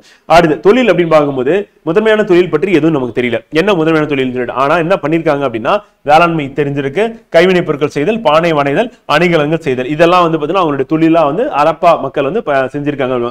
வேளாண்மையும் கால்நடையும் அப்படின்னு பார்க்கும்போது நம்ம ஏற்கனவே பார்த்த கோதுமை, பார்லி, அதுக்கப்புறம் வந்து பாத்தீங்கன்னா அவரை வகைகள், கொண்டை கடலை, அப்புறம் எள், பலவிதமான திணை வகைகளை பயிரிட்டனர். அப்ப திணை பயிரிடுதல் அப்படின்றது வந்து அவங்க கிட்ட வந்து இருந்திருக்கு அப்படின்னு பார்க்கிறோம். இரட்டை சாகுபடி முறையும் கடைபிடித்தார்கள். இரட்டை சாகுபடினா ஒரு ஆண்டுக்குள்ளே வந்து பாத்தீங்கன்னா 2 தடவை சாகுபடி செய்யறது வந்து. அண்ட் உழவுக்கு கலப்பையை பயன்படுத்தினார்கள். அப்ப உழவுக்கு அந்த கலப்பை பயன்படுத்த, ஆனா அப்ப வந்து என்ன பயன்படுத்திருக்காங்கன்னா செம்பு தான் பயன்படுத்த. இரும்பு வந்து இவங்களுக்கு தெரியாத ஒன்று. விலங்கு அப்படின்னா குதிரை வந்து இவங்களுக்கு தெரியாத விலங்கு ஒன்று அப்படின்னு பார்க்கிறோம். அது இம்பார்ட்டன்ட். நிலத்தை உழுது விதைக்கும் வழக்கத்தை அவர்கள் கொண்டிருந்திருக்காங்க. உழுத நிலங்களை கழிப்பங்களில் காணப்படும். அப்ப நம்ம இப்ப பார்த்த ராக்கி கார்கி அப்படின்னு பார்த்தோம், அது எங்க இருக்குன்னா ஹரியானால இருக்கு. முதிர்ந்த வந்து பாத்தீங்கன்னா அரப்பன் சைட் அப்படின்னு பார்த்தோம் இல்லைங்களா. அப்ப ராக்கி கார்கி ஹரியானா அப்படின்னு தானிய களஞ்சியம் அது ஒண்ணு இந்தியால இருக்கிறது வந்து. அதுக்கு அடுத்து இப்ப நம்ம இந்தியால இருக்கிறது அப்படின்னு எடுத்துக்கிட்டோம் அப்படின்னா வந்து பாத்தீங்கன்னா காலிபங்கல்ல உழுத நிலங்களை காண முடிகிறது. அப்ப வேளாண்மை செஞ்சிருக்கிறதுக்கான எவிடன்சஸ் எங்கப்பா கிடைச்சிருக்குன்னா காலிபங்கன் எங்க இருக்கு அப்படின்னு கேட்டாங்கன்னா ராஜஸ்தான் அப்படின்னு பாக்குறோம். அப்ப தானிய களஞ்சியம் அப்படின்றது எங்க இருக்கு அப்படின்னா வந்து ராக்கி கார்கி ஹரியானா அப்படின்னு பாக்குறோம். சோ அப்ப அந்த எவிடன்ஸ் அது எந்த நகரத்துல கிடைக்குது, அந்த நகரம் வந்து எந்த மாநிலத்தை சார்ந்தது இந்தியா பொறுத்தவரையும் அப்படின்னு ஞாபகம் வச்சுக்கணும். சோ அது இம்பார்ட்டன்ட். அடுத்து பாசனத்துக்கு கால்வாய்களும் கிணறுகளையும் பயன்படுது. அப்ப வேளாண்மை செஞ்சிருக்காங்க. அப்ப நீர் பாசனத்துக்கு என்ன பண்ணாங்க அப்படின்னா கால்வாய் வெட்டியிருக்காங்க, கிணறுகளை பயன்படுத்திருக்காங்க. ஆடு மாடு வளர்த்தல் அவர்களுக்கு தெரிந்திருக்கு. அப்ப ஆடு மாடு இருந்திருக்கு அப்படின்னு மாடுகள், செம்மறி ஆடுகள், வெள்ளாடுகள், இது எல்லாமே இப்ப தமிழகத்திலயும் இருக்கு அப்படின்னு பாக்குறோம். பாரம்பரியமா யானை உள்ளிட்ட பல விலங்குகள் பற்றிய அறிவுகளுக்கு இருந்திருக்கு. ஆனா எதை பயன்படுத்தல, குதிரையை பயன்படுத்தவில்லை அப்படின்னு பாக்குறோம். அது இம்பார்ட்டன்ட். அப்ப குதிரையை பயன்படுத்தவில்லை. அப்ப குதிரை யார் ஓட்டிட்டு இந்தியாவுக்குள்ள வராங்க அப்படின்னா ஆரியன்ஸ் வந்து வந்திருக்கலாம், இல்ல அரேபியர்கள் கொண்டு வந்திருக்கலாம் அப்படின்ற மாதிரி பாக்குறோம். ஹரப்பாவின் மாடுகளுக்கு பேர் என்னன்னு பாத்தீங்கன்னா ஜெபு அப்படின்ற பேர்ல. இப்ப இருக்கக்கூடிய காளை மாடு இருக்குல்ல, நல்ல உயரமான திமிருடன் கூடிய காளை தான் ஜெபுன்னு சொல்றோம். பெரிய வகை மாட்டினும் சிந்துவெளி முதிரைகள் பெரிய காளை உருவம் வந்து இருக்கு. அப்ப இந்த மாடை பத்தி நமக்கு எவிடன்ஸ் எங்க கிடைக்குதுன்னா அவனோட முதிரையில கிடைக்குது. ஹரப்பா மக்களின் உணவில் வந்து என்ன இருந்திருக்குன்னா மீன் சாப்பிட்டிருக்காங்க, பறவை இறைச்சி வந்து சாப்பிட்டிருக்காங்க, கோழி அப்படின்னு சொல்லலாம், ஆகியவை இருந்தன. காட்டுப்பன்றி, மான் முதலியவற்றை பற்றிய சான்றுகள் கிடைக்குது. அப்ப அவங்களுக்கு தெரியாதது குதிரை, தெரிஞ்சதுன்னா பெரிய காளை இது ஜெபுன்னு சொல்றோம். அதுக்கப்புறம் யானை பார்க்கிறோம் வந்து, அப்புறம் காட்டுப்பன்றி, மான், முதலை வந்து, அப்புறம் மீன் உணவு இருந்திருக்கு, பறவை இறைச்சி வந்து சாப்பிட்டிருக்காங்க. மட்பாண்ட கலை அப்படின்னு பார்க்கும்போது ஃப்ரெண்ட் வந்து ஓவியங்கள் தீட்டப்பட்ட மற்றும் நன்கு சுடப்பட்ட மட்பாண்டங்களையும் பயன்படுத்தணும். அப்போ மட்பாண்டத்தை சுத்தி ஓவியம் தீட்டிருக்காங்க வந்து. மட்பாண்டங்கள் அடர் சிவப்பும் கருப்பும். அப்ப பெரும்பாலும் என்ன காரணம், அடர் சிவப்பு. இதுவும் தமிழகத்துக்கு ஒத்துப்போம். ஏன்னா தமிழ்நாட்டில் கிடைக்கிறது எப்படி இருக்குன்னா அடர் சிவப்பு கருப்பு வந்து, அங்க ஹரப்பால இருக்கிறது அடர் சிவப்பு கருப்பு. அப்போ ஒத்து போகக்கூடிய பல வகையில் மட்பாண்டங்கள் செஞ்சிருக்காங்க. அந்த மட்பாண்டங்களை சுத்தி வந்து அரச இலைகள், அப்புறம் மீன் சிதில்கள், ஒன்றை ஒன்று வெட்டிக்கொள்ளும் வட்டங்கள், கோணல் மாணலான கோடுகள், பட்டைகள், வடிவியல் கூறுகள், தாவரங்கள், விலங்குகள் சொல்லிட்டு இது எல்லாமே வந்து பாத்தீங்கன்னா பானையில நமக்கு கிடைக்குது. அதான் எவிடன்ஸா கிடைக்குது. அதே மாதிரி மக்கள் எப்படி இருந்திருக்காங்க, ரொம்ப அமைதியா இருந்திருக்காங்க. காரணம் என்ன அப்படின்னா படை இருந்துக்கான எந்த ஒரு ஆதாரமும் நமக்கு கிடைக்கல. படை இருந்ததுன்னா என்ன பண்ணோம், அந்த படைக்கு தேவையான கருவிகள் இருந்திருக்கும் வந்து. அப்ப ஈட்டி, ஆயுதம், வாள், கத்தி, இதெல்லாம் வந்து கம்பு எல்லாமே வச்சிருப்பாங்க. அதெல்லாம் எதுவுமே கிடைக்கல அப்படின்னும் போது என்ன படை இருந்துக்கான இரும்பு எப்ப கண்டுபிடிச்சாலும் அதுக்கப்புறம் தான் என்ன பண்ணுது, இந்த படை அப்படின்னு உருவாகிறதுக்கான வாய்ப்பு இருக்குன்னு சொல்லி எல்லா இலக்கியங்களும் பேசக்கூடிய ஒன்றா வந்திருக்கு. இவங்களுக்கு இரும்பு பயன்பாடே இல்லை. அப்ப செம்பு தான். செம்புன்னும் போது வந்து மக்கள் வாழ்றதுக்கு அதை பயன்படுத்தினாங்க அப்படின்னு பார்க்கிறோம். அதே நேரத்துல சில கருவிகள் இருந்திருக்கு பாதுகாப்புக்காக வந்து. செட் என்ற சிலிக்கா கல்வகையில் செய்த பிளேடுகள், கத்திகள், செம்பு பொருட்களான வெண்கல கருவிகள், எலும்பாலும் தந்தத்தாலும் செய்யப்பட்ட கருவிகள் யூஸ் பண்ணிருக்காங்க. இரும்பின் பயன் அறியவில்லை அப்படின்னு பார்க்கிறோம். இம்பார்ட்டன்ட், வெரி வெரி இம்பார்ட்டன்ட் கேட்டுருவாங்க. கூர்மையான கருவிகள், உளிகள், ஊசிகள், மீன் தூண்டிகள், கத்திகள், நிறுவை தட்டுகள், முகம் பார்க்கும் கண்ணாடி, அஞ்சனம் திட்டும் குச்சி, இது எல்லாமே வந்து பாத்தீங்கன்னா செம்பால் செய்யப்பட்டது பயன்படுத்தினா. அம்புகள், ஈட்டிகள், உளி, கோடாரி எல்லாம் பயன்படுத்தினோம். மொஹஞ்சதாரோவில் நடனமாடும் பெண்ணின் சிலை, வெரி வெரி இம்பார்ட்டன்ட். அப்ப நடனமாடும் பெண்ணின் சிலை வந்து எங்க கண்டுபிடிச்சாங்க அப்படின்னு கேட்பாங்க. கேட்டாங்கன்னா மொஹஞ்சதாரோ அப்படின்னு பார்க்கிறோம். அவர்கள் மெழுகு அச்சில் உலோகத்தை உருக்கி ஊட்டுறோம். அந்த என்ன சொல்லுவாங்கன்னா லாஸ்ட் வேக்ஸ் ப்ராசஸ் சொல்லுவோம். அதாவது ஒரு அச்சு இருக்கும், அந்த அச்சுல வந்து உருகி உலோகத்தை ஊத்திட்டாங்க அப்படின்னா அந்த அச்சு என்ன வடிவத்தில் இருக்கும், அந்த வடிவத்துல நமக்கு ஒரு சிலை கிடைக்கும். சோ அந்த மாதிரி வெண்கல சிலை வந்து பாத்தீங்கன்னா பெண்ணோட நடனமான பெண்ணின் வெண்கல சிலை வந்து இவங்களுக்கு கிடைச்சது அப்படின்னா இந்த லாஸ்ட் வேக்ஸ் டெக்னிக் வந்து இருந்திருக்கு. அது மூலியமா தான் சிலையை வந்து செஞ்சிருக்காங்க அப்படின்றது நமக்கு அது மூலியமா தெரிய வருது பார்க்கிறோம். அது மாதிரி ரோக்ரி செட் என்பவை வந்து பாத்தீங்கன்னா பாகிஸ்தானில் உள்ள ரோக்ரி என்ற பகுதியிலிருந்து பெறப்பட்ட செட் மூலப்பொருட்களை குறிக்கிறது பார்க்கிறோம் வந்து. சோ ஹரப்பா மக்களால் கூர் ஆயுதங்களை வந்து உருவாக்க பயன்படுத்தப்பட்டன அப்படி பார்க்கிறோம். அந்த ஹரப்பா மக்கள் கல் மற்றும் வெண்கலத்திலான ஆயுதங்களை பயன்படுத்தின. அவங்க பயன்படுத்தின ஆயுதங்கள் வந்து கல், வெண்கலம், இது ரெண்டுலாம் ஆனது அப்படி பார்க்கிறோம் ஹரப்பா மக்களை பொறுத்தவரை. அதே மாதிரி ஆடை அணிகலன்கள் அப்படின்னு பார்க்கும்போது இவங்க பயன்படுத்தியது ஆண்கள் பெண்கள் ரெண்டு பேருமே அணிகலன்கள் விரும்பி அணிஞ்சிருக்காங்க. கழுத்தணி, கையணி, வளையல்கள், மோதிரங்கள். இந்த டான்சிங் கேர்ள் கூட பார்த்தீங்கன்னா வளையல் ஃபுல்லா போட்டிருப்பாங்க கை முழுக்க. அப்புறம் தங்கம், வெள்ளி, தந்தம், சங்கு, செம்பு, சுடுமண் மற்றும் விலையுயர்ந்த கற்கள் அப்படின்னு பார்க்கிறோம். இப்ப சங்க வந்து அறுத்து வலையிலா பயன்படுத்துறது சங்க காலத்திலும் இருந்திருக்கு, சிந்து சமவெளி நாகரிக காலத்திலும் இருந்திருக்கு அப்படின்னு பார்க்கிறோம் வந்து. அதெல்லாம் வந்து அணிகலன்களை பயன்படுத்துறாங்க. ஆபரணம் பொறுத்தவரையும் சிவப்பு நிற மணிக்கற்களை வந்து பயன்படுத்திருக்காங்க அப்படின்னு பார்க்கிறோம். அதே மாதிரி உடை அப்படின்னும் போது வெரி வெரி இம்பார்ட்டன்ட் என்னன்னா பருத்தி, பட்டு வந்து இதை வந்து இவங்க வந்து ஆடையா வந்து அணிந்திருக்காங்க அப்படின்னு பார்க்கிறோம். பெண்களின் சுடுமண் வந்து டெரகோட்டா அப்படின்ற படங்கள் வந்து இருந்திருக்கு அப்படின்னு பார்க்கிறோம். அப்ப பருத்தி மற்றும் பட்டு அப்படின்றது வந்து பாத்தீங்கன்னா அவங்க என்ன பண்ணிருக்காங்க, ஆடையா வந்து பயன்படுத்திருக்காங்க. பெண்களின் சுடுமண் டெரகோட்டா படங்கள் வந்து இருந்திருக்கு. அதே மாதிரி நடனமாடும் பெண் சிலையின் முழங்கையின் மேல் பகுதி வரை வளையல்கள் இருந்திருக்கு. அந்த கார்னிலியன் செம்பு, தங்கம் அப்படின்னு பயன்படுத்தியிருக்காங்க அப்படின்னு சொல்லி பார்க்கிறோம். அதுவும் நமக்கு exam point of important friend. இவை மெசபடோமியாவுக்கு ஏற்றுமதி செய்யப்பட்டன. அடுத்து இப்ப ஹரப்பா மக்கள் வந்து உற்பத்தி பண்ணதை அவங்களே எடுத்துக்கிட்டது போக மீதி என்ன பண்றாங்க அப்படின்னா ஏற்றுமதி வந்து பண்றாங்க. அப்படி அவங்களோட சேர்ந்து இருக்கக்கூடிய அன்றைய காலகட்டத்தில் நாகரிகமா இருந்தது என்ன அப்படின்னா மெசபடோமியா அப்படின்னு பார்க்கிறோம். அதுக்கு வந்து ஏற்றுமதி பண்றாங்க. அந்த ஒப்பனை பாண்டங்கள், கல்லாலான பாத்திரங்கள், சங்கு, வளையல்கள் சொல்லிட்டு இது எல்லாமே என்ன பண்றாங்க அவங்க வந்து பயன்படுத்திருக்காங்க. நூலை சுற்றி வைப்பதற்கான சுழல் அச்சுகள் மூலம் அவர்கள் நூற்கவும் செய்திருக்கின்றனர் வந்து. அப்ப நூல் நூற்கிறது அப்படின்னு இருக்கு. ஏன்னா பருத்தி ஆடையா பயன்படுத்திருக்காங்க, நூல் நூற்குதல் இருக்கும் வந்து. அப்புறம் கம்பளி ஆடைகளும் உபயோகப்படுத்தப்பட்டன. ஏன்னா நம்ம பாக்குறோம் செம்மறி ஆடு அப்படின்றது இருந்திருக்கு அப்படின்னு பாக்குறோம். சோ அப்ப அதுல இருந்து கிடைக்கக்கூடிய ரோமத்தை வந்து அவங்க வந்து பயன்படுத்திருப்பாங்க. அப்ப ஆடையா வந்து பாத்தீங்கன்னா பருத்தி இருக்கு, இது பட்டு இருக்கு, அதுக்கு அடுத்து வந்து பாத்தீங்கன்னா கம்பளி இருக்கு அப்படின்னு பாக்குறோம். மனிதர்களால் கண்டுபிடிக்கப்பட்ட முதல் பயன்படுத்தப்பட்ட உலோகம்னா செம்பு. இதுதான் அவங்க பயன்படுத்தினாங்க. மொஹஞ்சதாரோவில் தொல்பொருள் ஆராய்ச்சி நடைபெறும் இடம் வந்து உலக பாரம்பரிய தலமாக யார் அறிவிச்சிருக்காங்க, யுனெஸ்கோ வந்து அறிவிச்சிருக்காங்க அப்படின்னு பாக்குறோம். சோ அது நமக்கு இம்பார்ட்டன்ட் வந்து. வணிகமும் பரிமாற்றம். ஹரப்பா மெசபடோமியாவுடன் நெருங்கிய வாணிக தொடர்பு இருந்தது. மெசபடோமியா அப்படின்னா இன்றைய ஈரான் ஈராக் இருக்குல்ல, அதுக்கு பக்கத்துல இருக்க அந்த பகுதி தான். சோ அதனுடைய வாணிக தொடர்பு யாருக்கு இருந்திருக்கு அப்படின்னா வந்து ஹரப்பா மக்களுக்கு இருந்திருக்கு. ஓமைன், பக்ரைன், ஈராக், ஈரான், ஹரப்பா முத்திரைகள் கிடைத்துள்ளன அப்படின்னு பார்க்கிறோம். சோ அது நமக்கு இம்பார்ட்டன்ட். அண்ட் கியூனிஃபார்ம் ஆவணங்கள் மெசபடோமியாருக்கும் ஹரப்பாருக்கும் இடையே இருந்த வணிக தொடர்பை வெளிப்படுத்தின வந்து. சோ அப்ப கியூனிஃபார்ம் அப்படின்னு ஆவணங்கள் வந்து எங்க இருந்ததுன்னா மெசபடோமியாருக்கும் ஹரப்பர்களுக்கும் இடையே இருந்த வணிக தொடர்பை வெளிப்படுத்து. அண்ட் கியூனிஃபார்ம் எழுத்துக்களில் காணப்படும் வந்து மெலுகா என்ற குறிப்பு சிந்து பகுதியை குறிப்பதாகும் அப்படின்னு பார்க்கிறோம். சோ அப்ப கியூனிஃபார்ம் எழுத்துக்களில் காணப்படும் வந்து மெலுகா என்ற குறிப்பு சிந்து பகுதியை குறிப்பதாக இருந்திருக்கு. ஹரப்பாவில் செய்யப்பட்ட ஜாடி ஓமனில் கண்டெடுக்கப்பட்டுள்ளது அப்படின்னு பார்க்கிறோம். சோ அப்ப ஹரப்பாவில் செய்யப்பட்ட ஜாடி வந்து எங்க கண்டுபிடிச்சிருக்காங்க அப்படின்னா ஓமன்ல கண்டுபிடிச்சிருக்காங்க அப்படின்னு பார்க்கிறோம். அப்ப கியூனிஃபார்ம் ஆவணங்கள் மெசபடோமியாருக்கும் ஹரப்பர்களுக்கும் இடையே இருந்த வாணிக தொடர்பை வந்து குறிப்புது. அந்த ஆவணங்கள் வந்து பாத்தீங்கன்னா எங்க கண்டுபிடிச்சிருக்காங்கன்னா மெசபடோமியா அப்படி பார்க்கிறோம். கியூனிஃபார்ம் எழுத்துக்களில் காணப்படும் மெலுகா என்னும் குறிப்பு சிந்து பகுதி. அப்ப சிந்து பகுதி வந்து மெலுகா. மெலுகானா யாரை குறிக்குதுன்னு கேட்பாங்க. கேட்டாங்கன்னா சிந்து பகுதி மக்களை குறிக்குது. அந்த ஹரப்பாவில் செய்யப்பட்ட ஜாடி ஓமனில் கண்டெடுக்கப்பட்டுள்ளது அப்படிங்க. ஹரப்பாவை சேர்ந்த முத்திரைகள், எடைக்கற்கள், தாயக்கட்டைகள், மணிகள் மெசபடோமியாவில் கண்டெடுக்கப்பட்டன. அது மூலியமா கிடைக்குது. அந்த கார்னிலியன், வைடூரியம், செம்பு, தங்கம், பல வகைப்பட்ட மரங்கள் ஆகியவை ஹரப்பாவிலிருந்து மெசபடோமியாவுக்கு ஏற்றுமதி ஆயின. அப்ப இங்கிருந்து என்ன ஏற்றுமதி பண்ணிருக்காங்க அப்படின்னா வந்து பொருட்களை ஏற்றுமதி பண்ணிருக்காங்க, உலோகங்கள் ஏற்றுமதி பண்ணிருக்காங்க, அது மாதிரி கற்களை அப்புறம் மரங்கள் வந்து ஏற்றுமதி பண்ணிருக்காங்க. எடைகள், அளவுகள் அப்படின்னு பார்க்கும்போது முறையான எடைகளையும் அளவுகளையும் பயன்படுத்திருக்காங்க. அப்ப அந்த அளவுக்கு வந்து பாத்தீங்கன்னா சென்ட்ரலைஸ்டு ஒரு அத்தாரிட்டி இருந்தாதான் என்ன பண்ண முடியும் அப்படின்னா எடை வந்து ஒரே மாதிரி இருக்கும் வந்து. இல்லைன்னா என்ன பண்ண முடியாது, ஒரே மாதிரி இருக்காது. அப்ப ஒரு அத்தாரிட்டி இருந்திருக்கு, யாருன்னு தெரியல நமக்கு வந்து. அதே மாதிரி கனசதுரமான செட் எடைகள், செம்பு தட்டுகள், அப்புறம் ஈரடிமான எண் முறை அப்படின்னு பயன்படுத்துறாங்க. இப்ப 1, 2, 4, 8ன்னு சொல்லிட்டு அதனுடைய மடங்கா வந்து பயன்படுத்திருக்காங்க. அப்ப 2 மடங்காக அந்த எடை வந்து அதிகரிச்சிருக்கு அப்படின்னு பாக்குறோம். அந்த மாதிரி பொருட்களை பயன்படுத்திருக்காங்க. குஜராத் மாநிலத்தில் உள்ள லோத்தில் கண்டுபிடிக்கப்பட்ட தந்தத்திலான அளவுகள். அப்ப தந்தத்திலான அளவுகள் எங்க கண்டுபிடிச்சாங்க, அப்ப இந்தியால ஏதாவது ஒரு பகுதியில் என்ன கண்டுபிடிச்சாங்க அப்படின்னா அது வந்து நமக்கு வந்து இம்பார்ட்டன்ட். அது எக்ஸாம்ல அப்படியே கொஸ்டினா கேட்க வாய்ப்பு இருக்கு. அது அப்படியே நம்ம நோட் பண்ற மாதிரி பாத்துக்கணும். சக்கர வண்டிகளை பயன்படுத்தின ஆரக்கால் இல்லாதது. ஆரக்கால் என்ன ஆக்ஸ் போக்ஸ்ன்னு சொல்லல, அது இல்லாம வந்து பாத்தீங்கன்னா என்னன்னா அப்படியே ஃபுல்லா தட்டையா வந்து இருக்கும் வந்து.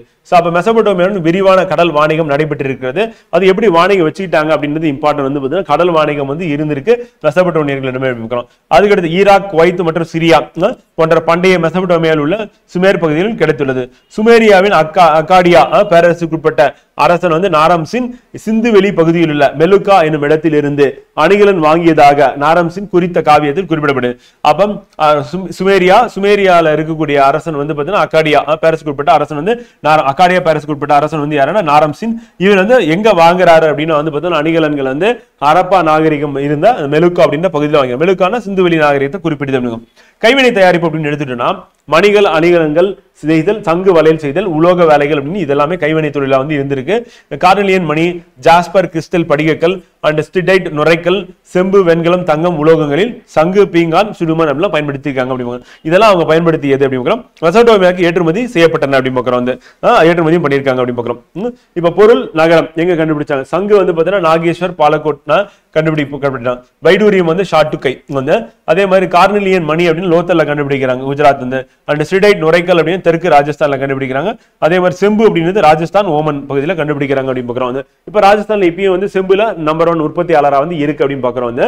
முத்திரை எழுத்துக்கள் அப்படின்னு பார்க்கும்போது நுரைக்கல், செம்பு, சுடுமன், தந்தம் ஆகியவற்றால் செய்யப்பட்ட முத்திரைகள் கிடைக்கின்றன அப்படின்னு பார்க்கிறோம். வந்து வணிக நடவடிக்கைகளுக்காக பயன்படுத்தப்பட்டிருக்கலாம் அப்படின்னு பார்க்கிறோம். இது வந்து எழுத்துக்கள் இதுவரை என்ன பண்ணல, வாசிக்கப்படவில்லை, டெசிபேர் பண்ணவே இல்லை வந்து. அவங்க என்ன எழுதியிருக்காங்க இன்னும் படிக்க முடியல. அதுதான் பெரிய பிரச்சனையா இருக்கு வந்து பாத்தீங்கன்னா. அவங்க எங்க போனாங்க, எப்படி அழிஞ்சாங்க, என்ன பாதிப்பு உங்களுக்கு வந்ததுன்னு சொல்லி நம்ம படிச்சு தெரிஞ்சுக்க முடியல. 5000 சிறிலெழுத்து தொகுதிகள் கண்டுபிடிக்கப்பட்டுள்ளன வந்து. அறிஞர்கள் இவை திராவிட மொழியின என்று உறுதியாக கருதுகிறார்கள். சிந்து சமவெளி நாகரிகமே இந்திய பண்பாட்டின் உருவாக்கத்துக்கான அடித்தளம் அப்படின்னு சொல்லி சொல்லலாம் வந்து. சிந்து சமவெளி முத்திரை தற்கால ஈராக், குவைத், சிரியா வந்து பாரசீக வளைகுடா பண்டைய மெசபடோமியாவில் உள்ள சுமேர் பகுதியில் கிடைத்துள்ளன. அப்ப இந்த நாகரிகத்தின் முத்திரை வந்து எங்கெங்கெல்லாம் போயிருக்குன்னு பாத்தீங்கன்னா குவைத், சிரியா, அப்புறம் பாரசீக வளைகுடா அப்படின்னு பார்க்கிறோம், ஈரான் அண்ட் பண்டைய மெசபடோமியாவில் உள்ள வந்து சுமேர் பகுதிகளில் கிடைத்துள்ளது. கலைத்திறன் அப்படின்னு பார்க்கும்போது பொம்மை வண்டி செய்யறது, தலை கால்களையும் அசைக்கக்கூடிய பசு பொம்மைகள் அண்ட் களிமண் பந்துகள், சிறிய பொம்மைகள், சிறிய களிமண், குரங்கு, அப்புறம் சுடுமண் பொம்மைகள், கொட்டைகள், குறிக்கும் அணில்கள், பொம்மைகள், நாய்கள், அப்புறம் நடனமாடும் ஆண் பெண் பொம்மை அப்படின்னு பார்க்கிறோம். இது எல்லாமே வந்து பாத்தீங்கன்னா அவங்களோட கலைத்திறனை வந்து குறிப்பிடுது அப்படின்னு பார்க்கிறோம். சிந்துவெளி எழுத்துக்கள் அப்படின்னு பார்க்கும்போது கலையை அறிந்திருந்தனர். லட்சணை, சுடுமண் முத்திரைகள், மட்பாண்டங்கள் மிக குறுகியவையா வந்து பொறிக்கப்பட்ட பொறிப்புகள் வந்து இருந்திருக்கு. எல்லா வலது பக்கத்துல இருந்து இடது பக்கம். நம்ம இப்ப எழுதும் போது நம்ம என்ன பண்ணுவோம்னா இடதுல இருந்து ஆரம்பிச்சு வலது போவோம். ஆனா இவங்க என்ன பண்ணிருக்காங்க அப்படின்னா வலதுல இருந்து ஆரம்பிச்சு இடத்துக்கு வந்து போயிருக்காங்க அப்படின்னு பார்க்கிறோம். அப்ப வல பக்கத்துல இருந்து இடப்பக்கம். தற்போது நம்ம நடைமுறையில இருக்கிறது இடதுல இருந்து வலதுன்னு போவோம். ஆனா இவங்க வந்து வலது பக்கத்துல இருந்து இடது பக்கத்தை நோக்கி எழுதியிருக்காங்க அப்படின்னு பார்க்கிறோம். வந்து அது இம்பார்ட்டன்ட். கணினி மூலம் பகுப்பாய்வு செய்த ரஷ்ய அறிஞர் வந்து பாத்தீங்கன்னா யூரி நோரோசோவ். அது இம்பார்ட்டன்ட். வந்து அவர் என்ன பண்றாரு அப்படின்னா சிந்துவெளி எழுத்துக்கள் வந்து திராவிட மொழி குடும்பம் என்ற வார்த்தையை வந்து பாத்தீங்கன்னா வரிசையை பெற்றுள்ளன. இப்ப கூட நம்ம உள்துறை அமைச்சர் பேசும்போது வந்து இந்தியாவில் இருக்க பெரும்பாலான மொழிகள் வந்து சமஸ்கிருதத்துல வந்ததுன்னு சொல்றாங்க. ஏற்கனவே மும்மொழி கொள்கையை வந்து கொண்டு வந்திருக்காங்க. ஹிந்தி அப்படின்னு இந்தியா முழுக்க வந்து பாத்தீங்கன்னா மூன்றாவது மொழியா இருக்குன்னு சொல்லியிருக்காங்க. இப்ப சமஸ்கிருத மொழியில இருந்து தான் அனைத்து மொழியிலும் வந்தது அப்படின்னு சொல்லி பேசினாருன்னு சொல்லிட்டு நீங்க நியூஸ் பேப்பர்ல வந்திருக்கு. சோ அப்ப இந்த சிந்து சமவெளி மொழி அங்க சிந்து வெளியில பயன்படுத்திய எழுத்துக்கள் வந்து பாத்தீங்கன்னா திராவிட மொழி குடும்பம் போன்ற வார்த்தை வரிசை பெற்றுள்ளன அப்படி பார்க்கிறோம். சிந்துவெளி நாகரிகம் குறித்து விரிவான ஆய்வு செய்துள்ள அறிஞரான ஐராவதம் மகாதேவன் வந்து அரப்பா மொழியின் மூலம் வந்து பாத்தீங்கன்னா வேர்கள் எங்க இருக்குன்னா தென்னிந்திய திராவிட மொழிகளை ஒத்திருப்பதை காணலாம் அப்படின்றார். அப்ப ரெண்டு அறிஞர்கள் வந்து ஒருத்தர் வந்து ஐராவதம் மகாதேவன் வந்து, இன்னொருத்தர் யார் அப்படின்னா வந்து பாத்தீங்கன்னா யூரி நோரோசோவ். இவர் யாருன்னா ரஷ்ய அறிஞர் அப்படின்னு பார்க்கிறோம். ரெண்டுமே நமக்கு இம்பார்ட்டன்ட் எக்ஸாம் பாயிண்ட் ஆஃப் வியூல கேட்டுருவோம். வந்து இவர் வந்து ஐராவதம் மகாதேவன் என்ன சொல்றாருன்னா மயிலாடுதுறையில் கண்டுபிடிக்கப்பட்ட கற்கோடாரியில் உள்ள குறியீடுகள் சிந்துவெளியில் கண்டெடுக்கப்பட்டவையில் உள்ள குறியீடுகள் ஒத்தி இருக்கின்றன. இங்க இருக்கிறது அங்க இருக்கிறது ஒண்ணுதான். அப்ப கோடாரி எடுத்து நீங்க வந்திருக்காங்க, கடல் கடந்து பயணம் செய்ய முடியும் உங்களால. சோ அப்படி வந்து குடியேறி இருக்கலாம் அப்படின்ற மாதிரி சொல்றாரு. 2007ஆம் ஆண்டு தமிழ்நாடு தொல்லியல் துறையால் பூம்புகாருக்கு அருகில் உள்ள மேல பெரும்பலம் என்னும் இடத்தில் வந்து பாத்தீங்கன்னா கண்டெடுக்கப்பட்ட பானைகளில் உள்ள அம்பு போன்ற குறியீடுகள் மொஹஞ்சதாரோவை கண்டெடுக்கப்பட்ட இலச்சினை போட்டுள்ளன. வந்து அதே மாதிரி பூம்புகாருக்கு அருகில் வந்து பாத்தீங்கன்னா மேல பெரும்பலம் அங்க கண்டுபிடிக்கப்பட்டதுதான் என்ன அப்படின்னு வந்து பாத்தீங்கன்னா பானைகளில் உள்ள அம்பு போன்ற குறியீடுகள் மொஹஞ்சதாரோவில் கண்டுபிடிக்கப்பட்ட லட்சணை ஒத்திருக்கின்றன. ஒண்ணு வந்து பாத்தீங்கன்னா மயிலாடுதுறையில் கண்டுபிடிக்க கற்கோடாரி. வந்து அதுக்கடுத்து பூம்புகாரில் மேல பெரும்பலம் என்ற இடத்துல கண்டுபிடிச்சா பானையில் இருக்கக்கூடிய அம்பு போன்ற குறியீடுகள் மொஹஞ்சதாரோவில் கண்டெடுக்கப்பட்ட லட்சணைகளை போட்டுள்ளன அப்படி சொல்லி கண்டுபிடிச்சிருக்காங்க. அடுத்து கலைகள் பொழுதுபோக்கள். மாக்கலில் செய்யப்பட்ட மதகுரு அல்லது அரசன் செம்பில் வார்க்கப்பட்ட நடனமாடும் பெண் சிலை இரண்டும் மொஹஞ்சதாரோவில் கிடைத்தவை அப்படின்னு பார்க்கிறோம். இந்த அரப்பா மொஹஞ்சதாரோ தோலாராவில் கிடைத்த கற்சிலைகள் ஆகிய இப்பகுதியில் அப்படி பார்க்கிறோம்.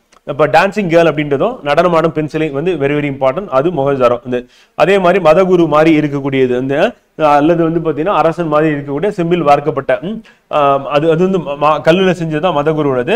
அதே வந்து செம்பில செஞ்சது வந்து பாத்தீங்கன்னா நடனமாடும் பெண்ணி. இது ரெண்டுமே எங்க கிடைச்சிருக்கு அப்படின்னு கேட்டாங்க அப்படின்னா மொஹஞ்சதாரோ அப்படின்னு பார்க்கணும் இம்பார்ட்டன்ட். நம்ம அரப்பா மொஹஞ்சதாரோ தோலாவிராவில் கிடைத்த கற்சிலைகள் ஆகிய இப்பகுதியில் முக்கியமான கலைப்படைப்புகள் அப்படின்னு பார்க்கிறோம். வண்டிகள், கிளுகிழுப்பைகள், சக்கரங்கள், பம்பரங்கள் சதுரங்க விளையாட்டில் பயன்படுத்தப்படுவதை போன்ற காய்கள் கட்டங்கள் அப்புறம் வரையப்பட்ட பலகைகள் மக்களின் பொழுதுபோக்கு விளையாட்டுக்கு சான்றாக வந்து இருக்கு அப்படின்னு பார்க்கிறோம். இதெல்லாம் வந்து பொழுதுபோக்குக்காக அப்ப வந்து பயன்படுத்திருக்காங்க அப்படின்னு பார்க்கிறோம்.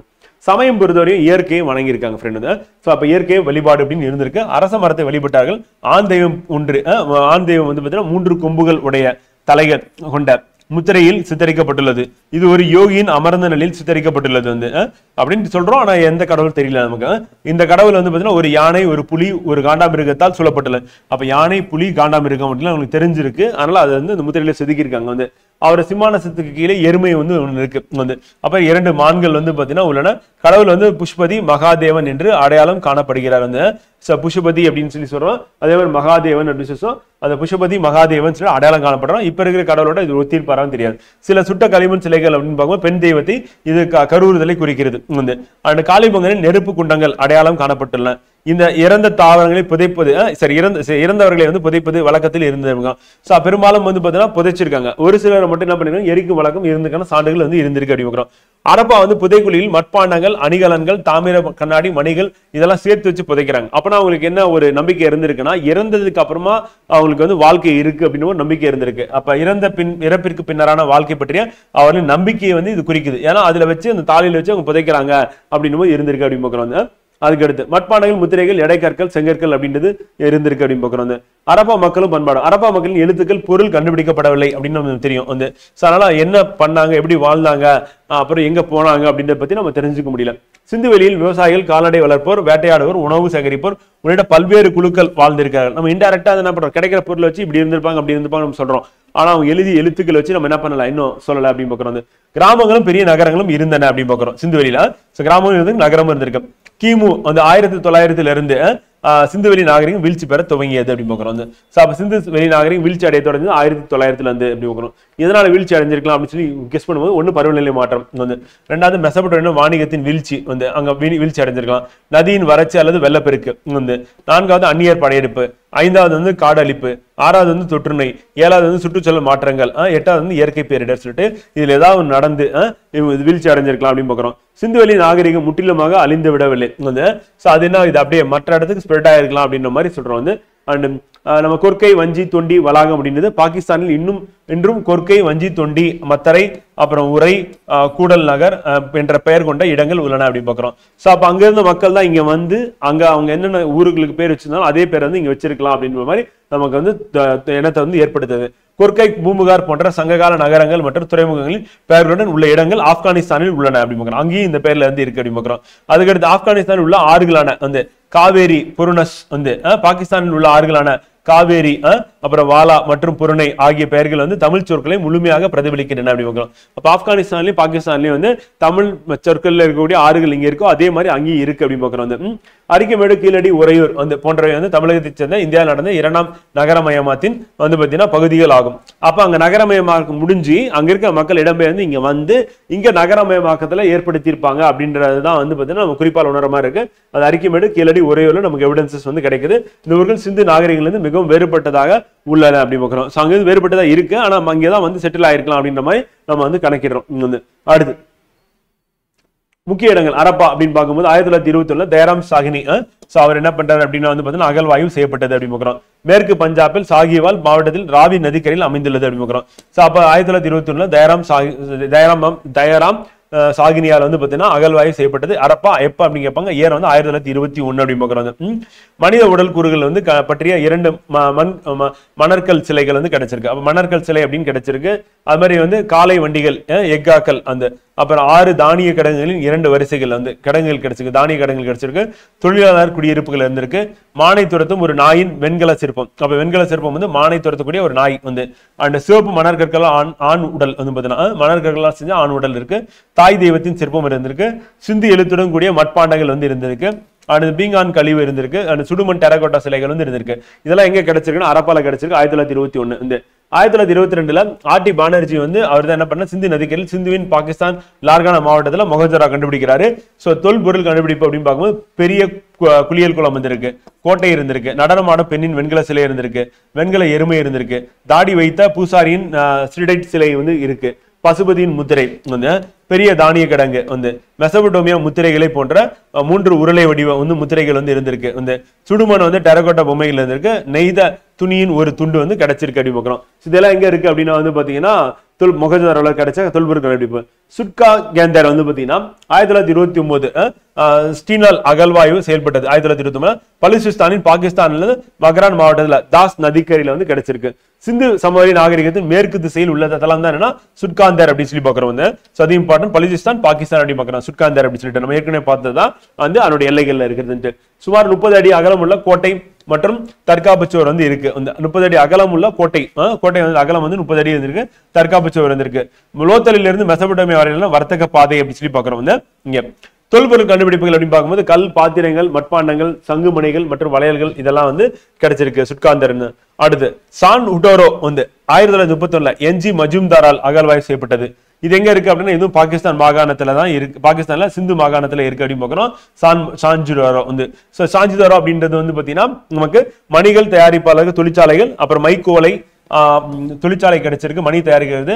அடுத்து மைக்குவலை, அப்புறம் அமர்ந்திருக்கும் ஓட்டுநருடன் ஒரு வண்டியின் தோற்றம் வந்து வண்டியோட தோற்றம் வந்து இருக்கு. பூனையை துரத்தும் நாய் கால் தடம் வந்து பூனையை துரத்துற மாதிரி நாயோட கால் தடம் வச்சு பார்க்கணும். இது எல்லாமே கிடைச்சிருக்கு.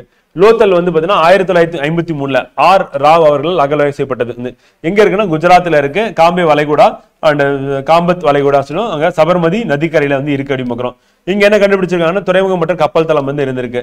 ஒற்றை கோட்டை வந்து கண்டுபிடிச்சிருக்காங்க. லோத்தலின் ஒரு பிரத்யேக அம்சம் என்னவென்றால் அது தெருவை எதிர்கொள்ளும் நுழைவாயிலுடன் கூடிய ஒரு வீட்டை வந்து பாத்தீங்கன்னா கொண்டுள்ளது அப்படி பார்க்கிறோம். அப்புறம் இணையர் அடக்கம் 2 பேரை சேர்த்து ஒரே நேரத்தில் அடக்கம் பண்ணிருக்காங்க. வந்து ஒரு புத்திசாலித்தனமா நரியின் கதையிலும் கூடிய முத்திரை வந்து இருக்கு. வந்து தந்தத்தால் செய்யப்பட்ட மெசபடோமியா முத்திரை வந்து கிடைச்சிருக்கு. அரிசி உம்மி வந்து கிடைச்சிருக்கு அப்படின்னு பாக்குறோம். சதுரங்க விளையாட்டு, அதுக்கப்புறம் கப்பலின் டெரகோட்டா உருவங்கள் வந்து எங்க கிடைச்சிருக்கு, லோத்தல்ல கிடைச்சிருக்கு அப்படின்னு பாக்குறோம். களிமங்கன் நமக்கு தெரியும் எங்கன்னா ராஜஸ்தான் அப்படின்னு நமக்கு தெரியும். வந்து இது வந்து காகர் நதிக்கரையில் வந்து அகழ்வாய்வு செய்யப்பட்டது. எங்க இருக்குன்னா ராஜஸ்தான்ல இருக்கு அப்படின்னு பாக்குறோம். அமலா நந்தா கோஷ் வந்து பாத்தீங்கன்னா அவர் வந்து பண்றாரு அப்படின்னு பாக்குறோம். அடுத்து களிமங்கனில் உழவப்பட்ட வயல்கள், உலகின் முதல் உழவப்பட்ட வயல்கள் ஆகும். வந்து உலகிலே முதல் உழவப்பட்ட வயல் எங்க இருக்கு அப்படின்னா காளிபங்கன் அப்படி பார்க்கிறோம்.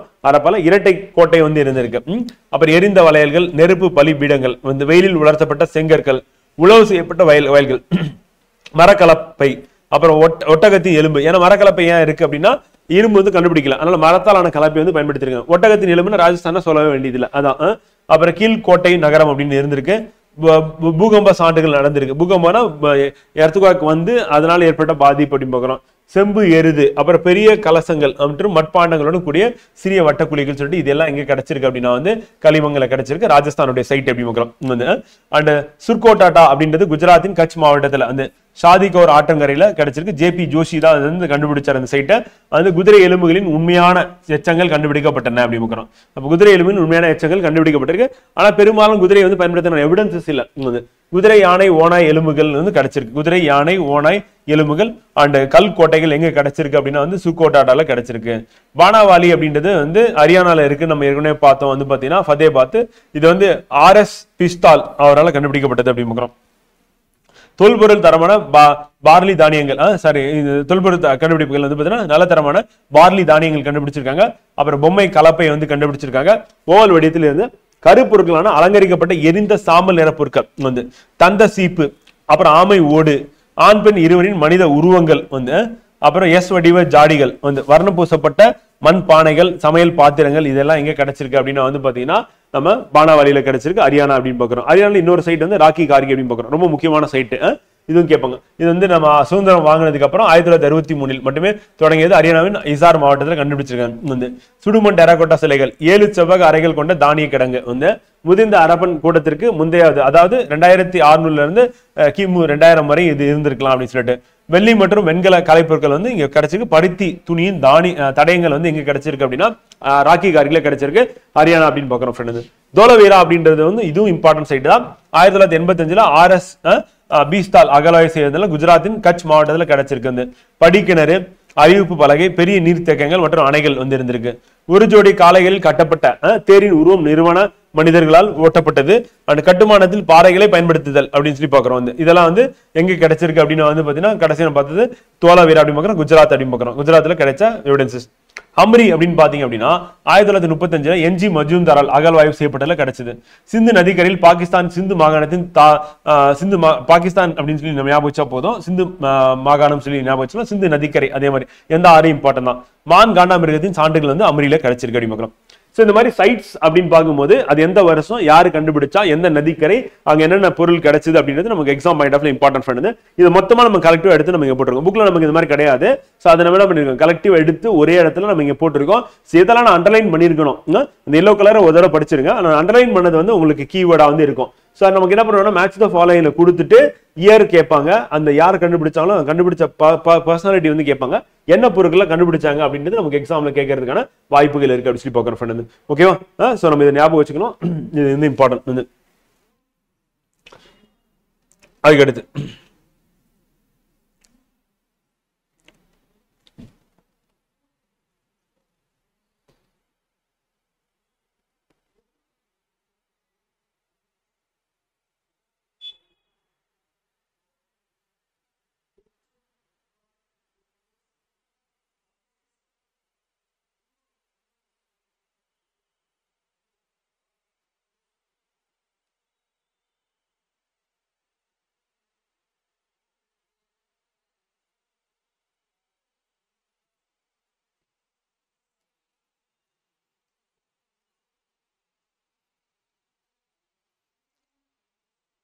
ஓகேங்களா? அடுத்து Indus valley important sites and their locations வந்து பார்க்க போறோம்.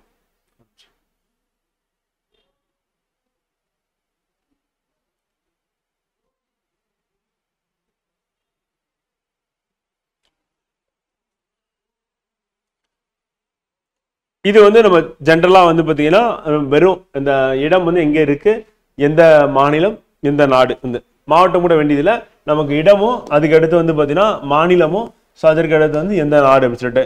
ஸோ இந்தியாவை பொறுத்தவரையும் வந்து பார்த்தீங்கன்னா இடமும் மாநிலமும் பார்த்துக்கலாம் வந்து. அதே பாகிஸ்தான் வந்ததுன்னா நம்ம நாடு பார்க்குற மாதிரி இருக்கும் வந்து. ஸோ அதனால அது என்ன பண்ணலாம், ஆலம்கீர்பூர் நம்ம ஏற்கனவே பார்த்தோம், உத்தரப்பிரதேசம் சொல்லி பார்த்தோம் வந்து. ஸோ அதே மாதிரி பாலு அப்படின்றது ஹரியானாவில் இருக்குது, பலத்தல் அப்படின்னு ராஜஸ்தான், டைமாபாத் வந்து மகாராஷ்டிரா ஏற்கனவே நம்ம பார்த்தது தான்.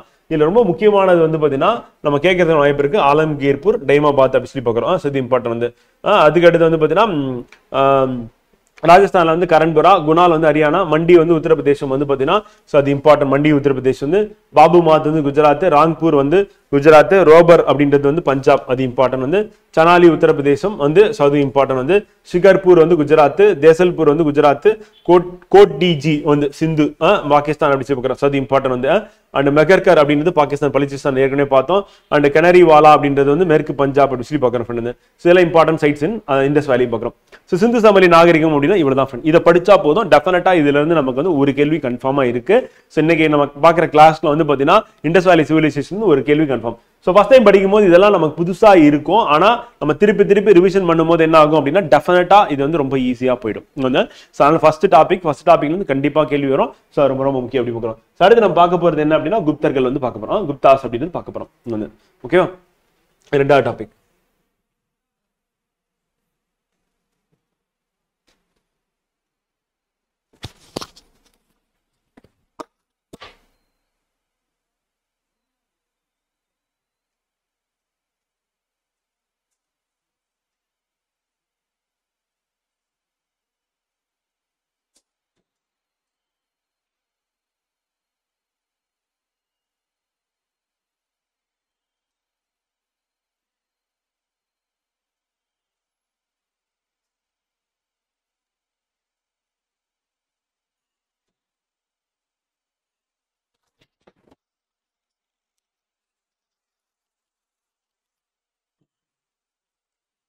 Okay friend. ஸோ அடுத்து வந்து குப்தர்கள் அப்படின்றது வந்து பார்த்தீங்கன்னா அப்போ இந்தியாவின் பொற்காலம் அப்படின்னு சொல்லி சொல்லுவோம். ஆனால் ஒரிஜினலாக பார்த்தீங்கன்னா அவங்க வந்து பொண்ணை பயன்படுத்தினாங்க அப்படின்னு சொல்லி பார்க்குறோம்.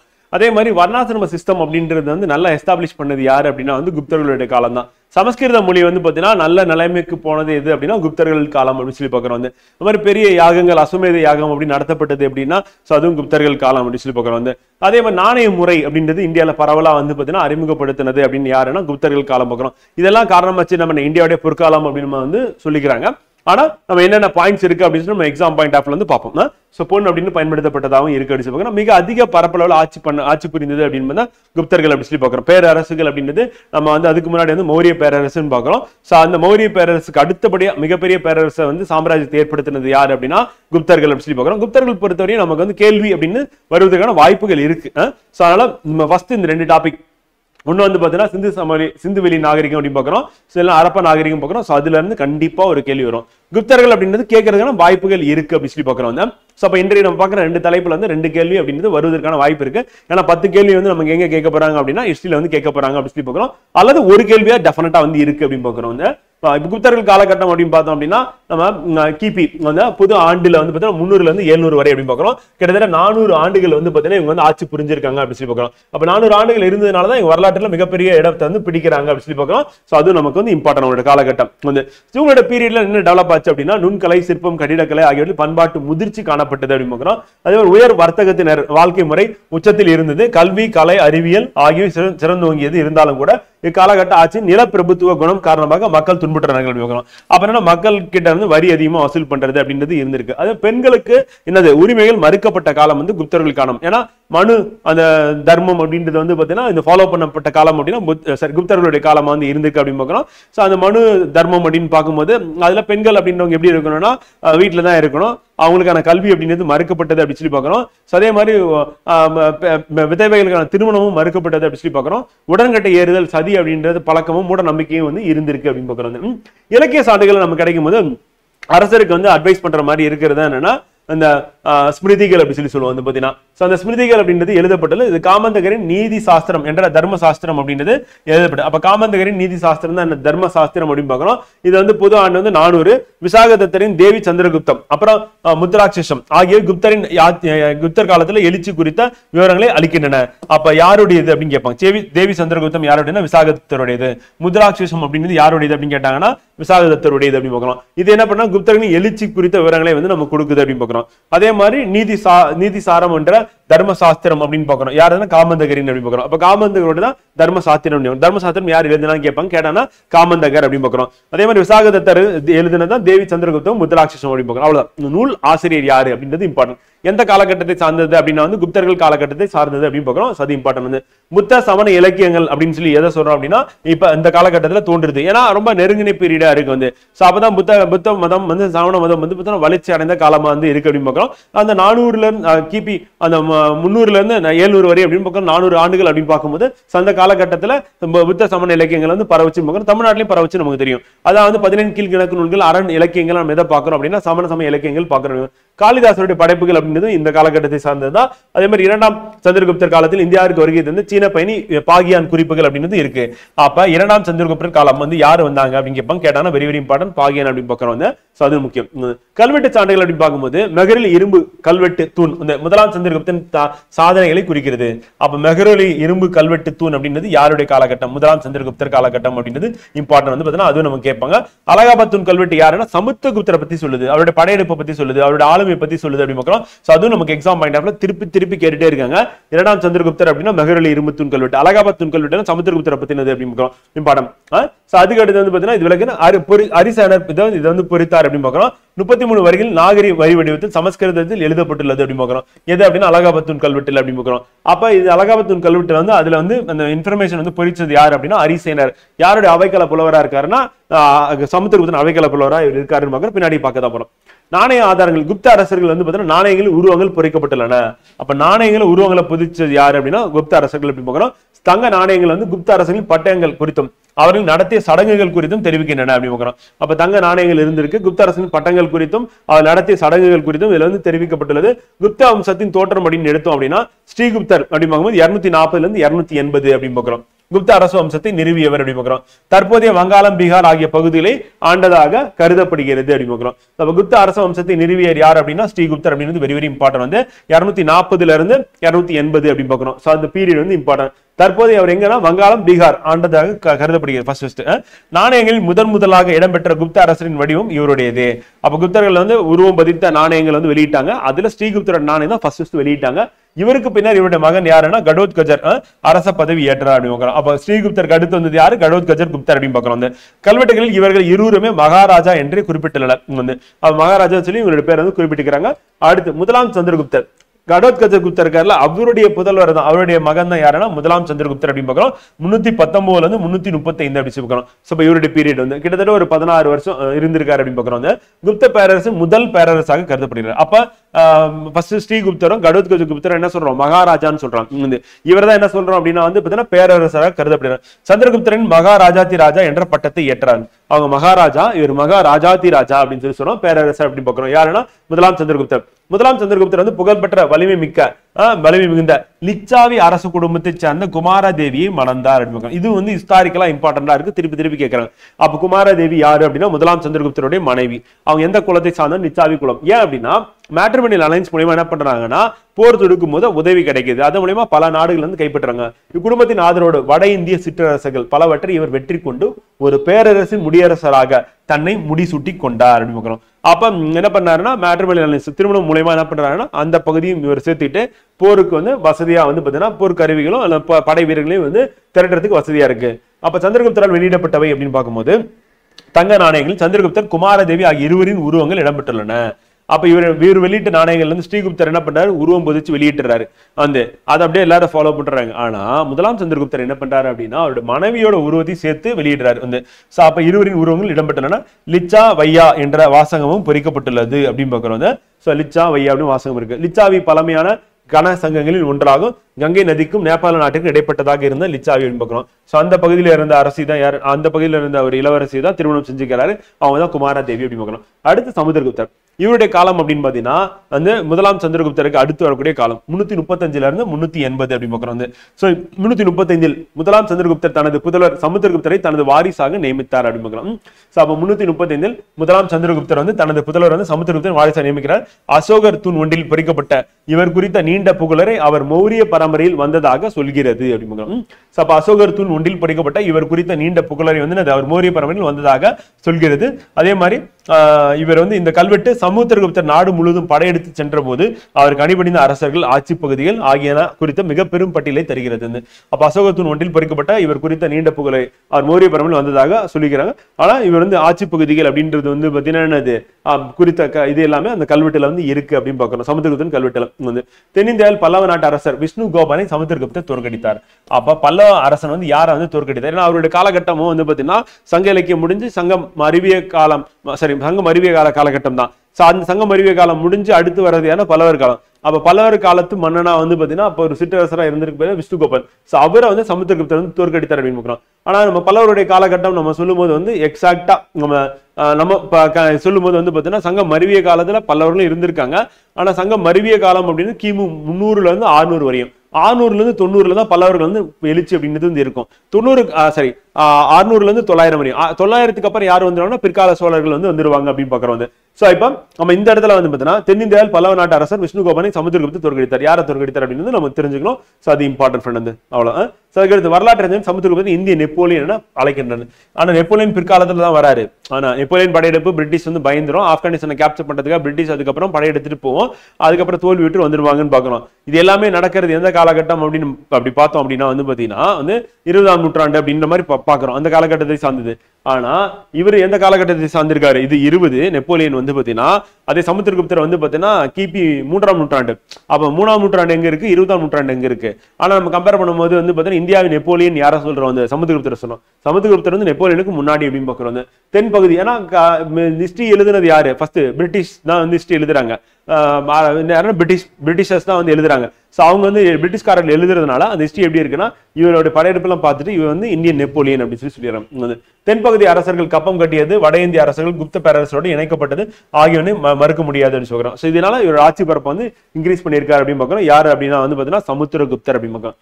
இலங்கை அரசர் மேகவர்மன் பரிசுகளை அனுப்பி கயாவில் ஒரு பௌத்த மடம் கட்ட அனுமதி கோரியுள்ளார். யார்கிட்ட? சமுத்திரகுப்தர் கிட்ட கேட்டிருக்காரு அப்படின்னு பார்க்கணும். இலங்கை சேர்ந்த ஸ்ரீ மேகவர்மன் எனும் பௌத்த அரசன் சமுத்திரகுப்தரின் சமகாலத்தவரா இவர் இருந்திருக்காரு அப்படின்னு பார்க்கணும். சோ அதுவும் நமக்கு important exam point of view அப்படின்னு சொல்லி பார்க்கணும். அடுத்து தனது ராணுவ வெற்றிகளை பிரகடனம் செய்ய அவர் அஸ்வமேத யாகம் நடத்தினார். அப்ப யாகம் நடத்துறது, அதுவும் அஸ்வமேத யாகம்னா குதிரையை யாகத்துல பலி கொடுக்கிறது அப்படின்றது வந்து பாத்தீங்கன்னா யாரு பண்ணா அப்படின்னா சமுத்திரகுப்தர் வந்து பண்ணியிருக்காரு. அஸ்வ அப்படின்னா குதிரை அப்படின்னு பார்க்கிறோம்.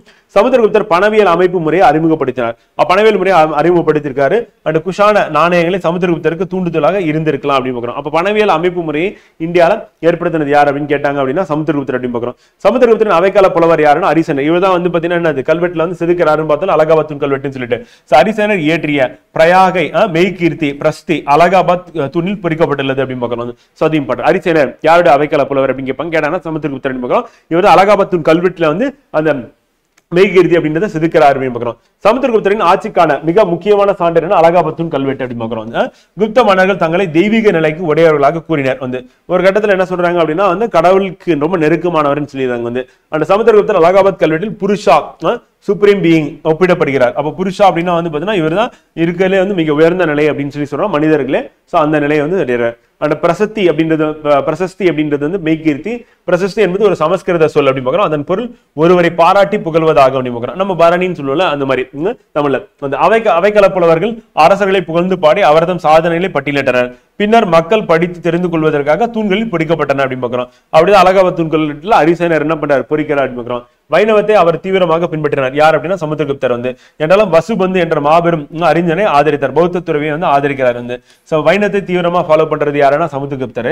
அதே நேரத்துல வந்து பாத்தீங்கன்னா வசுபந்து அப்படின்ற பௌத்த அறிஞரையும் ஆதரிக்கிறார். அதனாலதான் என்ன பண்றாரு? மேகவர்மன் இலங்கை அரசர் வந்து சமுத்திரகுப்தர் கிட்ட வந்து கேட்கிறாரு, இந்த மாதிரி நான் வந்து கயால வந்து ஒரு புத்த மடத்தை வந்து கட்டணும், அந்த கோயில் கட்டணும் அப்படின்னு கேட்கிறேன். கவிதை இசைப்பிரியரான இவருக்கு கவிராஜா என்ற பட்டம் வழங்கப்பட்டது. கவிராஜா யார சொல்றோம் அப்படின்னா சமுத்திரகுப்தர் சொல்றோம். இசைப்பிரியரா குப்தர் நாணயங்கள் அவர் வீணை வாசிப்பது போன்று என்ன பண்ற பொறிக்கப்பட்டுள்ளது.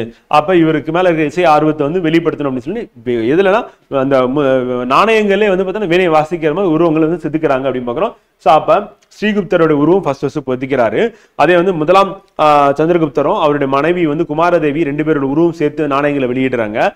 லிச்சா வையான்னு சொல்லிட்டு நாணயத்துல வந்து பொறிச்சு அதே குப்தர் வந்து பாத்தீங்கன்னா சமுத்திரகுப்தர் என்ன பண்றாருன்னா வீணை வாசிக்கிற மாதிரி உட்காந்து வீணை வாசிக்கிற மாதிரி நாணயத்தை வெளியிடுறாரு அப்படி பார்க்கிறோம். 2ஆம் சந்திரகுப்தர் அப்படின்னு அடுத்து வர முக்கியமான இவர் வந்து சமுத்திரகுப்தருக்கு அடுத்து வர்றாரு. வந்து 380 இருந்து 415 அப்படின்னு பாக்குறோம். கிட்டத்தட்ட அவர் வந்து 40 வருஷம் வந்து ஆட்சி புரிஞ்சிருவார் சமுத்திரகுப்தர். ஆனால் மிகப்பெரிய பரப்பை வந்து பாத்தீங்கன்னா அவர் பிளான் பண்ணி ஒவ்வொரு பரப்பா வந்து கேப்சர் பண்ணியிருப்பாரு. அடுத்து வர 2ஆம் சந்திரகுப்தர் இவருடைய காலம் வந்து 380 இருந்து 415 பாக்குறோம். கிட்டத்தட்ட 35 நாடுகள். இவர் வந்து தனது தாத்தா பேரை முடிசூட்டி கொண்டார். அப்ப சந்திரகுப்தர் வந்து ஏற்கனவே முதலாம் இருக்காரு, அதனால இவங்க தாத்தா பேரை வச்சுட்டு 2ஆம் சந்திரகுப்தர் மிக திறமையான அரசரா வந்து இவர் இருக்காரு அப்படின்னு பார்க்கலாம். 375 இருந்து 415 வரை 40 ஆண்டுகள் இவரும் ஆட்சி புரிஞ்சிருக்காரு அப்படின்னு பார்க்கலாம். ஆனா அவருக்கு ஆட்சி கட்டில ஏறினது 380 வந்து தனது சகோதரனான ராமகுப்தருடன் வாரிசுரிமைக்கு போராடி ஆட்சிக்கு வந்தார். அப்ப யாரோட சண்டை போட்டு இவர் வந்து ஆட்சி கட்டில வந்து உட்காராருன்னா ராமகுப்தரோட சண்டை போட்டு 2ஆம் சந்திரகுப்தர் விக்ரமாதித்யன் என்று அழைக்கப்பட்டார் அப்படின்னு. நமக்கு 1ஆம் சந்திரகுப்தர் 2ஆம் சந்திரகுப்தர் குழப்பம் வர பட்சத்துல இல்லைன்னா கேள்வியை கேட்கும்போது என்ன பண்ணா விக்ரமாதித்யன் யாருன்னு கேட்பாங்க. கேட்டாங்கன்னா ஃபர்ஸ்ட் யாருன்னா ஸ்ரீகுப்தர், 2வது யாருன்னா கஜோத்கஜகுப்தர், 3வது யாரு அப்படின்னா 1ஆம் சந்திரகுப்தர், 4வது யாருன்னா சமுத்திரகுப்தர், 5வது யாரு அப்படின்னா விக்ரமாதித்யர். அதுதான் வந்து 2ஆம் சந்திரகுப்தர். தாத்தாவுடைய பேரை இவர் வச்சுக்கிறாரு அப்படின்னு பார்க்கிறோம். 2ஆம் சந்திரகுப்தர் விக்ரமாதித்யர். பாடலிபுத்திரத்தை தலைநகராக கொண்ட 2ஆம் சந்திரகுப்தர் தனது அரசியல் இலைகளை போர்கள், திருமண உறவுகள் ஆகியவற்றின் மூலம் விரிவுபடுத்தினார் அப்படின்னு பார்க்கிறோம். அப்ப இவர் தலைநகரம் எங்கப்பா அப்படின்னா பாடலிபுத்திரம் அப்படின்னு பார்க்கிறோம். அது இம்பார்ட்டன்ட் வந்து இப்ப இந்த விசிட் வந்து கொடுப்பாங்க. யார் விசிட் கொடுப்பாங்க சொல்றா பாகியான் வந்து விசிட் வந்து கொடுப்பாரு. அதனால வந்து இம்பார்ட்டன்ட் வந்து ராணுவ முக்கியத்துவம் வாய்ந்த தக்கான பகுதியை ஆண்ட வகாடகா இளவரசருக்கு தன் மகள் பிரபாவதியை திருமணம் செய்து கொடுத்தார் அப்படின்னு பாக்குறாங்க. சோ அப்போ யாரோட இவங்க வந்து அலைன்ஸ் வச்சுக்கிட்டாங்க அப்படின்னு பாத்தீங்கன்னா வகாடகா இளவரசருக்கு வந்து பாத்தீங்கன்னா என்ன பண்றாங்க தக்கான பகுதியில் சோ அவங்களோட என்ன பண்றாங்கன்னா ஒத்து போகணும் அப்படிங்கிறதுக்காக மகள் பிரபாவதி திருமணம் செஞ்சு கொடுக்கிறார். இவரது மேற்கு இந்திய அரசுகள் மீதான படையெடுப்பின் போது இத்திருமண உறவுகள் மிகவும் கூடுதல் பலம் அளித்தன. இவர் மேற்கு படையெடுத்து போகும்போது நான் தக்கான பகுதியில் இருக்கக்கூடிய படையெல்லாம் சேர்த்துட்டு போறதுக்கு வசதியா இருந்தது. மேற்கு மாலவம், குஜராத் ஆகிய பகுதியிலே 400 ஆண்டுகளாக ஆட்சி செய்து வந்த சகா அரசர்களை இப்படையெடுப்பின் மூலம் 2ஆம் சமுத்திரகுப்தர் வென்றார் வந்து. அப்ப 2ஆம் சமுத்திரகுப்தர் வென்று எடுத்த பகுதி அப்படின்னு பார்க்கும்போது எங்க சகா அரசர்கள் வந்து ஆட்சி புரிந்த பகுதியா இருக்கக்கூடிய மாலவம், மேற்கு மாலவம் மத்திய பிரதேசத்தோட மேற்கு பகுதியில குஜராத் இருக்குல்ல அது பக்கத்துல இருக்குது. அண்ட் குஜராத் இந்த பகுதியில வெற்றி பெறுறாங்க அப்படின்னு 2ஆம் சந்திரகுப்தர். தென்னிந்திய அரசுகளோடு அவர் நட்புறவை பின்னர். தென்னிந்தியால படையெடுக்கல, நட்புறவு பெண். அது தக்கான பீடபூமியில இருந்த வந்து பாத்தீங்கன்னா அரசர்களோட என்ன பண்றாங்க மேட்ரிமோனியல் அலையன்ஸ் வந்து வச்சுக்கிறாங்க. மகள் வந்து பிரபாவதியை வந்து திருமணம் செஞ்சு கொடுக்குறாரு அப்படின்னு பாக்குறோம் வந்து. சோ அப்ப இவர் வந்து வாகாடகா அப்படின்ற தக்கான பகுதி ஆண்ட அரசர்களோட என்ன பண்றாரு ஒத்து போறாரு வந்து. அதே சாகா அரசர்கள் வந்து எங்க இருக்காங்கன்னா குஜராத் மேற்கு மாலவ பகுதி. சோ அங்க வந்து படையெடுத்து வெற்றி பெறாரு அப்படின்னு பாக்குறோம். தென்னிந்திய அரசரோட நட்புறவை மேற்கொண்டார் வந்து. குதுப்பினாருக்கு அருகே உள்ள இரும்புத்தூண் விக்ரமாதித்யரால் உருவாக்கப்பட்டது அப்படின்னு பாக்குறோம் வந்து. விக்ரமாதித்யால் உருவாக்கப்பட்டது வந்து என்னது குதுப்பினார் இரும்புத்தூண் அப்படின்னு பாக்குறோம். அதுவும் இம்பார்ட்டன்ட் அப்படின்னு பாக்குறோம் வந்து நம்பப்படுகிறது. இவருடைய ஆட்சியின் போது பாகியான் எனும் சீன துறவி வந்து பாத்தீங்கன்னா பௌத்த அறிஞர் இந்தியாவுக்கு வந்தார். யாருடைய பீரியட்ல வந்தாங்க அப்படின்னு கேட்பாங்க வந்து. குப்தர்கள் காலத்துல அதுவும் 2ஆம் சந்திரகுப்தர் காலத்துல 380 இருந்து 415 அந்த காலகட்டத்தில் வர ஆரம்பிக்கலாம். விக்ரமாதித்யன் அவையில இருந்த நவரத்தினங்கள். அரிசேனர்னா சமுத்திரகுப்தர் கால அவையில வந்து வருவார் வந்து. அது விக்ரமாதித்யர் அப்படின்னா 2ஆம் சந்திரகுப்தர். 2ஆம் சந்திரகுப்தர் அவையில வந்து பாத்தீங்கன்னா இருந்தது யார் அப்படின்னு சொல்லி கேட்டாங்கன்னா காளிதாசர் அப்படின்னா சமஸ்கிருத புலவர். அரிசேனர் வந்து பாத்தீங்கன்னா இவரும் கண்டினியூ ஆகிறார். சமுத்திரகுப்தர் அவையில இருந்து அப்படியே கண்டினியூ சமஸ்கிருத புலவர். அமரசிம்கார் அப்படின்னா அகராதியல் ஆசிரியர் அப்படின்னு பாக்குறோம். தன்வந்திரி அப்படின்றது மருத்துவர் அப்படின்னு பாக்குறோம். காகா பானகர் அப்படின்னா ஜோதிடர் அப்படின்னு பாக்குறோம். சன்கு அப்படின்னு கட்டளை கலை நிபுணர் பாக்குறோம். வராக மிகிரர் அப்படின்னு பார்த்தீங்கன்னா வானிலை அறிஞர் வந்து. வராட்சி அப்படின்றது வந்து பாத்தீங்கன்னா இலக்கண ஆசிரியர் மற்றும் சமஸ்கிருத புலவர் வந்து. விட்டல் பட்டர் அப்படின்னா மாய வித்தைக்காரர் பாக்குறோம். இதுல ரொம்ப முக்கியமானவங்க திருப்பி யாரை கேட்கறாங்க அப்படின்னா வந்து காளிதாசரையும் அரிசேனர் அவங்க எழுதின நூலை பத்தி கேட்கறாங்க. அது இம்பார்ட்டன்ட் வந்து. அதுக்கு அடுத்து வந்து பாத்தீங்கன்னா தன்வந்திரி மருத்துவர் அப்படின்றது நமக்கு கேட்கறாங்க. அது மாதிரி வராக மிகிரர் வந்து வானிலை அறிஞர் கேட்கறாங்க. அதுக்கு அடுத்து வந்து பாத்தீங்கன்னா அவ்வளவு இந்த இது மட்டும் நமக்கு திருப்பி கேட்கறாங்க ஃப்ரெண்ட். இம்பார்ட்டன்ட். பின்னாடி குப்தர் காலத்துல அறிஞர்கள் பின்னாடி வராங்க. அது நம்ம பார்க்கலாம். சுசிர்தர் அப்படின்னு சொல்லி வருவார் பின்னாடி.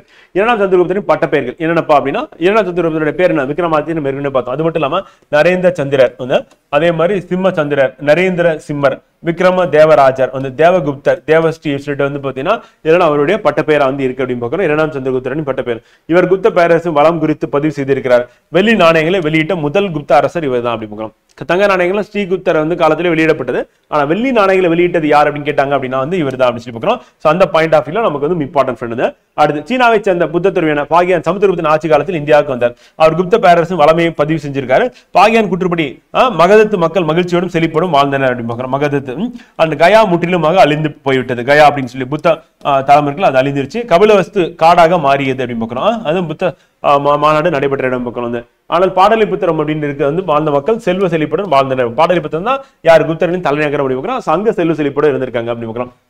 இவருக்கு அடுத்து வர்றது யார் அப்படின்னா இரண்டாம் சந்திரகுப்தர் விக்ரமாதித்யர் அல்லது விக்ரமாதித்யர். அவருக்கு அடுத்து வர குமாரகுப்தர். முதலாம் குமாரகுப்தர் வந்து நாலந்தா பல்கலைக்கழகத்தை தோற்றுவித்தார். அந்த ஒரு பாயிண்ட் தான் இவர் வந்து இம்பார்ட்டன்ட் வைக்கிறோம். அடுத்து சக்கராத்தியர் என்றும் அழைக்கப்பட்டார். இவர் வந்து அடுத்து ஸ்கந்தகுப்தர் குப்த வம்சத்தின் கடைசி பேரரசர். அது குப்த வம்சத்தின் கடைசி அரசர் கிடையாது, பேரரசர். கடைசி பேரரசர் சொன்னா சந்திரகுப்தர். அதுக்கப்புறம் இருப்பாங்க, ஆனா என்னென்ன திறமையானவங்களா இருக்க மாட்டாங்க, பெரிய பரப்ப ஆட்சி செய்ய மாட்டாங்க, ராணுவம் வந்து பெருசா அவங்க கண்ட்ரோல் வந்து இருக்காது. சோ அந்த மாதிரி அரசர்கள் வந்து அடுத்தடுத்து வருவாங்க. வந்து இப்ப ஸ்கந்தகுப்தர் அப்படின்னு எடுத்துட்டோம் அப்படின்னா குப்த வம்சத்தின் கடைசி பேரரசராக இருக்காரு. ஸ்கந்தகுப்தர் முதலாம் குமாரகுப்தரின் புதல்வர் ஆவர் அப்படின்னு பாக்குறோம். வந்து ஹூனரின் படையெடுப்பை தடுத்தவர். அப்ப ஹூனரின் படையெடுப்பை தடுத்தது யாரு? ஸ்கந்தகுப்தர். வந்து ஆனா ஹூனர் மீண்டும் மீண்டும் படையெடுத்ததுனால இவர் அரசு கருவூலம் கஜானாவே காலியாயிடும். அந்த போருக்காக செலவிட்டு கடைசியா வந்து வீழ்ச்சி அப்படின்னு பார்க்கணும். அந்த பொது ஆண்டு 467 ஸ்கந்தகுப்தரின் இறப்பிற்கு பின்னர் குப்த பேரரசு வீழ்ச்சி அடைந்தது அப்படின்னு. மிகச்சிறந்த குப்த பேரரசில் கடைசி பேரரசரான பாலத்தியர் முதலாம் நரசிம்மகுப்தர் என்ற பெயரில் அரியணை ஏறினார் அப்படின்னு. சோ அப்ப இவருக்கு அப்புறம் வந்து பேரரசு அப்படின்னு கிடையாது, அடுத்தடுத்து வராங்க. வந்தாலும் வந்து பாத்தீங்கன்னா அரியணை ஏறுறாங்க, ஆனா பெருசா வந்து பெரிய பரப்பா ஆட்சி பண்ண முடியல. இவர் பௌத்த மதத்தால் ஏற்கப்பட்டவர் ஆவர் அப்படின்னு பாக்குறாங்க. சோ அப்ப குப்த பேரரசு வீழ்ச்சி அப்படின்னு பார்க்கும்போது ஸ்கந்தகுப்தரின் இறப்பிற்கு பின்னர் குப்த பேரரசு வீழ்ச்சி அடைய ஆரம்பிக்குது. அப்படி ஆரம்பிக்கும் போது அடுத்து வர்றதுல முக்கியமானவங்க யாருன்னா ஒருத்தர் வந்து பாத்தீங்கன்னா பாலத்தியர். அதுக்கு அடுத்து வர வந்து பாத்தீங்கன்னா நரசிம்மகுப்தர் அப்படின்னு பாக்குறோம். முதலாம் நரசிம்மகுப்தர் வந்து பேரில் அரியணை ஏறுறாங்க அப்படின்னு பாக்குறோம். வந்து பௌத்த மதத்தை ஆதரித்த அதெல்லாம் வேண்டாம் விட்டுலாம். 6ஆம் நூற்றாண்டின் தொடக்கத்தில் புத்த பேரரசு சிதைந்து விட்டது மற்றும் பல பிராந்திய தலைவர்கள் ஆட்சி செய்யப்பட்டது. வந்து குப்த வம்சத்தின் கடைசி அரசர் யாருன்னா விஷ்ணுகுப்தர். வந்து அரசர். வந்து பேரரசர்னா ஸ்கந்தகுப்தர், அரசர்னா விஷ்ணுகுப்தர். இவர் வந்து பாத்தீங்கன்னா 540 முதல் 550 வரை ஆட்சி புரிந்தார் அப்படின்னு பாக்குறோம். அதோட இவரோட பீரியட் வந்து முடிஞ்சிருது அப்படின்னு. குப்தரின் நிர்வாக முறை அரசர்கள் அப்படின்னு பார்க்கும்போது வந்து நிர்வாக முறை எப்படி இருக்குன்னா அரசர்கள் வந்து மகா ராஜாதி ராஜா வந்து பராக்கிரம பரம பட்டராக அண்ட் பரமேஸ்வர பட்டங்களை ஏற்றார்கள். அப்ப மகா ராஜாதி ராஜா பரம பட்டாராக பரமேஸ்வரா அப்படின்னு பட்டம் யாருக்கு இருந்ததுன்னா குப்த அரசர்களுக்கான பட்டங்கள் அப்படிங்கிறோம். குமராத்தியா என்ற சொல் வந்து 6 வைசாலி முத்திரைகளில் இடம்பெற்றுள்ளது. குமராத்தியா அப்படின்ற சொல்லும் இருந்திருக்கு. இந்த பதவி தனக்கென தனியாக அலுவலகம் அதிகாரண உள்ள ஒரு உயர் அதிகாரிகளின் குறிப்பிடுவது போல் உள்ளது. வந்து அப்ப குமாராத்தியா அப்படின்னு சொல்லிட்டு அதிகாரி எங்க இருந்திருக்காங்க? குப்தர்கள் காலத்தை சார்ந்த அதிகாரிகள் இருந்திருக்காங்க. ஆனா அமத்தியா அப்படின்ற சொல் வந்து பல முத்திரைகளில் காணப்படுகிறது. குமராத்தியா அமத்தியா. குமராத்தியா என்பது வந்து அமத்தியாக்களில் மிக முக்கியமான பதவியாக அரசு குல இளவரசர்கள் தகுதிக்கு சமமானதாக இருந்திருக்கலாம் அப்படின்னு சொல்றாங்க. குமராத்தியாக்கள் அப்படின்னா அரசர் பட்டத்துக்கு இளவரசர், வருவாய்த்துறை அல்லது ஒரு மாகாணம் என்று பலவற்றோடு தொடர்புடையவர்களாக இருந்திருக்கலாம். அமத்தியா குமராத்தியா அப்படின்றது எந்த காலகட்டத்தை சார்ந்து எந்த வம்சத்தை அரச வம்சத்தை சார்ந்து? குப்தர்கள் வம்சத்தை சார்ந்தது. ஒரு லிச்சாவி முத்திரை வந்து லிச்சாவியர்களின் பட்ட ஏற்பு விழாவிற்கான புனித குலத்திற்கு பொறுப்பான ஒரு குமராத்தியா பற்றி குறிப்பிடு. அப்ப குமராத்தியா பத்தி சொல்லும் போது எல்லாமே அடுத்து பட்டத்து அரசராக இருக்கலாம் அல்லது இளவரசராக இருந்திருக்கலாம், அல்ல உயர் அதிகாரியா இருந்திருப்பாங்க அப்படின்றத குறிக்குது அப்படின்னு பார்க்கிறோம். அந்த வார்த்தை வந்து குப்தர்கள் காலத்தை சார்ந்தது ஞாபகம் வச்சுக்கிட்டா போதும். நீதித்துறை, ராணுவம் ஆகியவற்றின் பொறுப்பு வகித்தவர்கள் தண்டநாயக்கா அல்லது மகா தண்டநாயக்கா அழைக்கப்பட்டனர். நீதித்துறை ராணுவம்னாவே தண்டநாயக்கா தண்டனை கொடுக்குறவங்க, அதனால மகா தண்டநாயகன் தண்டனை கொடுக்குறவங்க அப்படின்னு ஞாபகம் வச்சுக்கோங்க. நீதித்துறைனா தண்டனை கொடுக்கும், அதே மாதிரி ராணுவம் அப்படின்னாலும் தண்டனை கொடுக்குது கடுமையா அப்படின்னு ஞாபகம் வச்சுக்கோங்க. தண்டநாயக்கா மகா தண்டநாயக்கா அப்படின்னு சொல்லி பார்க்கிறோம். இந்த மாதிரி தான் நம்ம கேள்வி கேட்கறாங்க. நம்ம கேள்வி எப்படி கேட்பாங்களோ அதுக்கான ஆன்சர் தான் நான் இப்ப என்ன பண்ணிட்டு இருக்கேன், உங்களுக்கு ஹைலைட் பண்ணிட்டு இருக்கேன். நான் கொடுக்கறது எல்லாமே ஆன்சர். அந்த ஆன்சர் மனப்பாடம் பண்ணிட்டீங்க, கொஸ்டின் என்ன அப்படின்னு பக்கத்துல படிச்சிட்டீங்க அப்படின்னா போதும் ஃப்ரெண்ட், எக்ஸாம்ல அப்படியே வந்துடும், நம்ம அப்படியே ஆன்சர் பண்ணிட்டு போயிடலாம். மற்றவருக்கு மகா அஸ்வபதி அந்த குதிரைப்படை தலைவர் என்ற பதவி இருந்துள்ளது அப்படின்னு பார்க்கிறோம். அப்ப மகா அஸ்வபதி, அஸ்வம் அப்படின்னா அஸ்வமேக யாகம்னா குதிரையை வந்து நெருப்புல போட்டு எரிக்கிறதுன்னு பாக்குறோம். அந்த மாதிரி மகா அஸ்வபதி அப்படின்னு போது வந்து பாத்தீங்கன்னா குதிரைப்படை தலைவர் வந்து குப்தர்களின் பேரரசு தேசம் அல்லது புக்தி எனப்படும் மாநிலங்களாக பிரிக்கப்பட்டிருந்தது. அப்ப குப்தர்களின் பேரரசு அப்படின்றது என்னன்னா தேசம், புக்தி வந்து. அப்ப தேசம் அப்படின்னா பேரரசு கீழே இருந்தது தேசம், அதான் புக்தி அப்படின்னு சொல்லிட்டு 2 மாநிலங்களா பிரிக்கப்பட்டது. அப்ப தேசம் அப்படி பார்க்கிற மத்திய பிரதேசம், உத்தரப்பிரதேசம், தேசம் அப்படின்னு வருதுல, அப்ப மாநிலங்களாக இருந்திருக்கு. அப்ப குப்தர் காலத்துல தோன்றி இருக்கு அப்படின்னு பாக்குறோம். புக்தி அப்படின்னாலும் அதுதான் குறிக்குது. உபாரிகா அப்படின்றது வந்து பாத்தீங்கன்னா ஆளுநர்களால் இவை நிர்வகிக்கப்பட்டது. அப்ப உபாரிகா அப்படின்றது ஆளுநர்கள் நிர்வகித்த பகுதி அப்படின்னு பாக்குறோம். அப்ப தேசம் இருந்திருக்கு அல்லது புக்தி இருந்திருக்கு, அதுக்கு கீழே உபாரிகா அப்படின்னு பாக்குறோம்.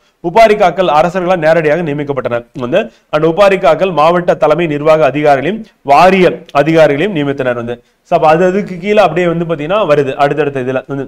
இப்ப ஃபர்ஸ்ட் வந்து பாத்தீங்கன்னா பேரரசு இருந்திருக்கு, அதுக்கு கீழே தேசம், புக்தி இருந்திருக்கு. அதுல வந்து உபாரிகா ஆளுநர்கள் இருந்திருக்காங்க. இவங்க வந்து பாத்தீங்கன்னா அரசால் நியமிக்கப்படுறாங்க. அந்த உபாரிகாக்கள் என்ன பண்ணா மாவட்ட நிர்வாக அதிகாரிகளை நியமிக்கிறாங்க அப்படின்னு பார்க்கணும். வந்து அந்த உபாரிகா நிர்வாக அதிகாரத்தோடு யானைகள், குதிரைகள், வீரர்கள், ராணுவ நிர்வாகம் அப்படின்னு சொல்லி எல்லாம் கையில் வச்சிருக்காங்க வந்து ஆளுநர்கள். தாமோதர்பூர் அந்த செப்பேடுகளில் 3 உபாரிகார்களுக்கு மகாராஜா என்ற பட்டமும் இருந்ததாக குறிப்பிடப்படுகிறது. மகாராஜாதி ராஜானா தான் பேரரசர், மகாராஜானா அதுக்கு கீழே இருக்குன்னு அர்த்தம். சோ அந்த அளவுக்கு செல்வாக்கு யாருக்கு இருந்துன்னு உபாரிகார்களுக்கு இருந்திருக்கு. அதோட முக்கியமான தாமோதர்பூர் செப்பேடு அப்படின்றது வந்து யாருடையது அப்படின்னு கேட்பாங்க. கேட்டானா குப்தர்களுடையது அப்படின்னு பார்க்கிறோம். சோ அது important exam point of view. லோகபாலா என்பது மாநில ஆளுநரை குறிப்பதாகும். அப்ப மாநில ஆளுநர் பேர் வந்து லோகபாலா அப்படின்னு பார்க்கிறோம். சோ அப்ப உபாரிகா அப்படின்றது நிர்வாகம், ஆளுநர் நிர்வாகம். லோகபாலா மாநில ஆளுநருடைய பேரு. அதே மாதிரி குப்த பேரரசு மாநிலங்கள் வந்து என்ன சொன்னா விஷயபதி என்ற அதிகாரியின் கீழ் மாவட்டங்களாக பிரிக்கப்பட்டன. அப்ப நிலங்களை பிரிக்கும் போது என்ன பண்ண விஷயபதினு ஒரு அதிகாரி தேவைப்படுறாரு. சோ அவருக்கு கீழே நிலங்களை பிரிச்சுக்கிறாங்க. வந்து மாநிலங்கள் விஷயபதி என்ற அதிகாரியின் கீழ் மாவட்டங்களாக பிரிக்கப்பட்டன. இவை விஷயா என அழைக்கப்பட்டன. விஷயபதிகள் பொதுவாக மாநில ஆளுநர் நியமிக்கப்பட்டவர்கள். அப்ப மாவட்டங்கள்ல அதிகாரியா வந்து இருக்கிறது யாரு அப்படின்னா மாநிலங்கள் விஷயபதி என்ற அதிகாரியின் கீழ் மாவட்டங்களாக பிரிக்கப்பட்டுள்ளன. அப்ப மாவட்டங்களோட அதிகாரி யாருன்னு விஷயபதி அப்படின்னு பார்க்கிறோம். வந்து சோ விஷயா என அழைக்கப்பட்ட விஷயபதிகள் பொதுவாக மாநில ஆளுநரால் நியமிக்கப்பட்ட. மேல ஏற்கனவே பார்த்துதான். உபாரிக்கான யாரு மாநில ஆளுநர், அவரு கீழே வர்றது யாருன்னா விஷயபதி அப்படின்னு பார்க்கிறோம். மாவட்ட மட்டத்திற்கு கீழ் விதி, பூமி, பதாகா, பீடா என்ற பல்வேறு விதமான நிர்வாக அலகுகள் இருந்தன. அப்படின்னு எல்லாமே சான்ஸ்கிரிட் தான், சமஸ்கிருதம் தான், கஷ்டமா தான் இருக்கும். ஆனா எக்ஸாம்ல கேள்வி கேட்கறாங்க. அதனால நம்ம என்ன பண்ணோம், திருப்பி ரிவிஷன் பண்ணோம் அப்படின்னா ஞாபகம் வச்சுக்கலாம் அப்படின்னு சொல்லி பார்க்கிறோம். ஓகேவா? ஒரு தடவை படிக்கும் போது புதுசா இருக்கும், அடுத்த தடவை படிக்கும் போது பழசாயிடும், தெரிஞ்சதா இருக்கும், நம்ம ஈஸியா ரீகாலும் பண்ணிடலாம். வந்து அப்ப விதி, பூமி, பத்தாக்கா, பீடா என்று பல்வேறு விதமான நிர்வாக அலகுகள் இருந்திருக்கு அப்படின்னு பார்க்கிறோம். கிராம மட்டத்தில் கிராமிகா, கிராம அச்சஷா போன்ற அதிகாரிகள் இருந்தனர். அப்ப கிராம மட்டத்தில் யார் இருந்திருக்காங்கன்னா கிராமிகா, கிராம அச்சஷா அப்படின்ற போன்ற அதிகாரிகள் இருந்திருக்காங்க. இவர்களை கிராம மக்களே தேர்ந்தெடுத்தினாரு. அப்ப கிராம மக்கள் வந்து தேர்ந்தெடுக்கிறது யாரு அப்படின்னா கிராம அதிகாரிகள். அப்ப கிராமிகா அப்படின்னா கிராம அதிகாரிகள் எங்க இருந்திருக்காங்கன்னா குப்தர்கள் காலத்துல. சிம்பிளா தான் கேட்பாங்க. வந்து மேட்ச் த ஃபாலோயிங்ல கொடுத்துட்டு இதுல யாரு வந்து பாத்தீங்கன்னா கிராம அளவுல, யாரு மாவட்ட அளவுல, யாரு வந்து பாத்தீங்கன்னா மாநில அளவுல அப்படின்ற மாதிரி கேட்பாங்க. இந்த குப்தர் காலத்து தாமோதர்பூர் செப்பேடு மகாதாரா என்பவர் தலைமையிலான அஷ்டகுல வந்து அதிகாரான 8 உறுப்பினர் கொண்ட குழு குறித்து குறிப்பிடுகிறது. அந்த நவரத்தினங்கள் அப்படின்னு அஷ்டகுலம் அப்படின்னு பார்க்கும்போது வந்து பாத்தீங்கன்னா 8 அதிகாரிகள் சொல்லலாம். அந்த அதிகாரிகள் குழு பத்தி சொல்றது எது அப்படின்றது வந்து கேட்டாங்க அப்படின்னா வந்து பாத்தீங்கன்னா தாமோதர்பூர் செப்பேடு அப்படின்னு பாக்குறோம். புத்தகுப்தர் காலத்து தாமோதர் செப்பேடு மகாதாரா என்பவர் தலைமையிலான அஷ்டகுழு. மகாதாரா அப்படின்ற ஒரு தலைமையில ஒரு அஷ்டகுழு இருந்திருக்கு அப்படின்றத பத்தி சொல்லுது. அப்ப எந்த செப்பேடு சொல்லுதுதான் நமக்கு வந்து இம்பார்ட்டன் அப்படின்னு பார்க்கணும். அடுத்து மகாதாரா என்பதற்கு கிராம பெரியவர், கிராம தலைவர், குடும்ப தலைவர் என்ற பொருள் உண்டு அப்படின்னு பார்க்கிறோம். அது நமக்கு எக்ஸாம் பாயிண்ட் ஆஃப் வியூ. 2ஆம் சந்திரகுப்தர் காலத்து சாஞ்சி கல்வெட்டு பஞ்சமண்டலி என்பதை குறிப்பிடுகிறது. இது ஒரு குழும நிறுவனமாக இருக்கலாம் அப்படின்னு சொல்லி பார்க்கணும். அப்ப 2ஆம் சந்திரகுப்தர் காலத்து சாஞ்சி கல்வெட்டு வந்து பாத்தீங்கன்னா பஞ்சமண்டலியை பத்தி சொல்லுது அப்படின்னு. அப்போ ஒரு கல்வெட்டு இருக்கு, செப்பேடு இருக்குன்னா அது எதை பத்தி சொல்லுது அப்படின்றது நமக்கு exam point of view important. அதை ஞாபகம் வச்சுக்கிற மாதிரி இருக்கும். அடுத்து ராணுவம். பாலதி கிருத்தியா அந்த மகாபாலதி கிருத்தியா அப்படின்னு சொல்லிட்டு காலப்படை மற்றும் குதிரைப்படை வந்து இருந்திருக்கு அப்படின்னு பாக்குறோம். பாலதி கிருத்தியா, மகாபாலதி கிருத்தியானா காலப்படை அப்புறம் குதிரைப்படை தளபதி போன்ற ராணுவ பதவிகளை குறிப்பிடுங்க. அப்ப ராணுவ தளபதிகளோட பேரை தான் என்ன சொல்றோம் அப்படின்னா பாலத் கிருத்தியா அண்ட் மகாபால கிருத்தியா அப்படின்னு பாக்குறோம். அந்த சேனாபதி என்ற சொல் வந்து குப்தர் கல்வெட்டில் காணப்படவில்லை அப்படின்னு பாக்குறோம். அது இல்ல. ஆனால் சில வாக்கடகா கல்வெட்டுகளில் வந்து காணப்படுகின்றன. அப்ப வாக்கடகா அப்படின்றது வந்து பாத்தீங்கன்னா என்னன்னா கீழே தக்கான பீடபூமியில் ஆட்சி புரிந்தவங்க. அவங்க குப்தர்களோட வந்து ஒன்னா சேர்ந்து மேற்கு பகுதியை வந்து பாத்தீங்கன்னா படையெடுப்புல பங்கெடுத்தாங்க. பிரபாவதின்னு சொல்லிட்டு வந்து பாத்தீங்கன்னா இளவரசி வந்து திருமணம் செஞ்சு கொடுக்குறாங்க. யாருன்னா வக்கடக்கா பகுதிக்கு வந்து பாத்தீங்கன்னா இது எப்ப நடக்குது அப்படின்னா வந்து பாத்தீங்கன்னா குப்தர் காலத்துல நடக்கிற மேட்டர்மெண்டல் அலையன்ஸ் அது மூலமா அவங்க ஆட்சி பரப்பை வந்து இன்க்ரீஸ் பண்றாங்க அப்படின்னு பாக்குறாங்க. நம்ம திருமணங்கள் அப்படின்னு பார்க்கும்போது வந்து பாத்தீங்கன்னா அரசர்கள் பொறுத்தவரை ஒன்றுக்கு மேற்பட்ட வந்து பாத்தீங்கன்னா அரசியலை வந்து பாத்தீங்கன்னா துணைவியாரா வச்சிருக்காங்க அப்படின்னு பாக்குறோம்.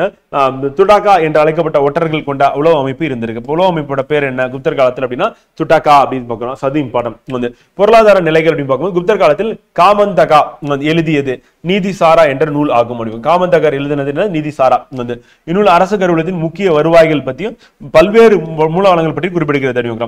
அரசு ஆவணங்களே என்னது அக்ஷபதல கிருக்கதா என்ற அதிகாரி பராமரித்தார். அப்ப அரசு ஆவணங்கள் வந்து யாருக்கிட்ட இருந்தா அக்ஷபதல கிருக்கதா அந்த அக்ஷபதல திக்ருதா அப்படின்னு சொல்லி பாக்குறோம். சோ அவர் தான் என்ன பண்ணா அரசு ஆவணங்களை காப்பக அதிகாரி அப்படின்னு பாக்குறோம். குப்தர் கல்வெட்டுகள் வந்து கிளிப்பதா, பலி, உத்தரங்கா, உபாரிகாரா, இரண்ய வெஸ்தி போன்ற சொற்களை குறிப்பிடுகிறது அப்படின்னு. குப்தர் கல்வெட்டு என்ன சொல்லலாம்? கிளிப்பதா, பலி, உத்தரங்கா, உபாரிகா, இரண்யவஸ்தா போன்ற சொற்களை குறிப்பிடுகின்றன. குப்தர் கல்வெட்டுகள் வந்து இது என்னன்னா கட்டாய உழைப்பு என்று பொருள் வந்து பாத்தீங்கன்னா அப்ப குறிப்பிட இரண்யவஸ்தி அப்படின்னு என்னன்னா கட்டாய உழைப்பு வந்து பண்ணணும். அப்ப அடிமைகளா வந்து பாத்தீங்கன்னா வேளாண்மை செஞ்சிருக்காங்க அப்படின்னு பாக்கிறோம். அதுமே ஏராளமான பாசன பணிகள் வந்து இவங்க வந்து பண்ணிருக்காங்க. வேளாண்மை மேம்பாடு அடைஞ்சிருக்கு. மிக தொன்மையான காலத்திலேயே நீர்ப்பாசனத்திற்கு முக்கியத்துவம் தந்தவங்க இந்தியாவில யாரு என்னன்னா குப்தர்கள் அப்படின்னு பாக்கிறோம். அண்ட் நாரத ஸ்மிருதி என்ற நூலில் வாய்க்கால்களை வெள்ளங்களிலிருந்து பாதுகாத்த பந்தியா பாசனத்திற்கு உதவிய கரா என்ற இருவகை அணைக்கரைகள் குறிப்பிடுகின்றன அப்படி பார்க்கிறோம். அப்ப நாரத ஸ்மிருதியில வந்து பாத்தீங்கன்னா வெள்ளக்காலங்கள்ல இருந்து பாதுகாத்த வயல்கள் வந்து பாத்தீங்கன்னா வயல்களை வெள்ளக்காலங்கள்ல இருந்து பாதுகாக்கிறதுக்காக பந்தியா பாசனத்திற்கு உதவிய கரா என்ற இரு அணைக்கரைகளை பற்றி சொல்லுது. தண்ணீர் தேங்குவதை தடுக்க ஜல நிற்காமா என்ற வடிகால் இருந்ததாக குறிப்பிடப்படுகிறது. குஜராத்தில் வந்து கிர்னர் மலையின் அடிவாரத்தில் இருந்த சுதர்சன் ஏரி மிகவும் புகழ்பெற்றது, குப்தர் காலத்தை சார்ந்தது அப்படிங்கிறோம். அண்ட் பகர்பூர் வந்து செப்பேடு அரசர் தான் நிலத்தில் ஒரே உரிமையாளர் என்று காட்டுகிறது. பகர்பூர் செப்பேடு எதை பத்தி சொல்லுது? அரசர் தான் நிலத்தின் ஒரே உரிமையாளர். அப்ப நிலம் யாருக்கும் சொந்தம் கிடையாது, அரசனுக்கு தான் சொந்தம். நிலத்துல வரக்கூடிய விளைச்சல் வந்து பாத்தீங்கன்னா கப்பம் கட்டணும் அப்படின்றதான் வந்து குப்தர் காலத்துல இருந்த வரியா வந்து இருந்திருக்கு அப்படின்னு. அடுத்து குப்தர் காலத்துல வந்து லேண்டு, குப்தர் காலத்து நிலம் மற்றும் அவற்றின் பெயர்கள். சேஸ்தா அப்படின்றது வந்து என்ன சொல்லுவாங்கன்னா பயிரிடக்கூடிய நிலம் வந்து. கிலா அப்படின்றது தரிசு நிலம். காடு அல்லது வந்து பாத்தீங்கன்னா தரிசு நிலம் வந்து அப்ரஹதா வந்து. வாஸ்தி அப்படின்னா குடியிருக்கக்கூடிய நிலம் வந்து. வாஸ்து குடியிருக்கிறது வீடுன்னு பாக்குறோம். அண்ட் கபட சகாரா அப்படின்றது வந்து பாத்தீங்கன்னா மேய்ச்சல் நிலம். அப்ப கபட சகாரா மேய்ச்சல் நிலம், வாஸ்தி வந்து குடியிருக்க தகுந்த நிலம், அபரஹதா அப்படின்றது காடு அல்லது தரிசு நிலம், கிலா அப்படின்றது தரிசு நிலம், சேஸ்தா அப்படின்னா பயிரிடக்கூடிய நிலம் அப்படி பார்க்கிறோம். இதெல்லாம் வந்து பாத்தீங்கன்னா குப்தர் காலத்தின் நிலம் மற்றும் அவற்றின் பெயர்களா வந்து இருந்திருக்கு அப்படின்னு பார்க்கிறோம்.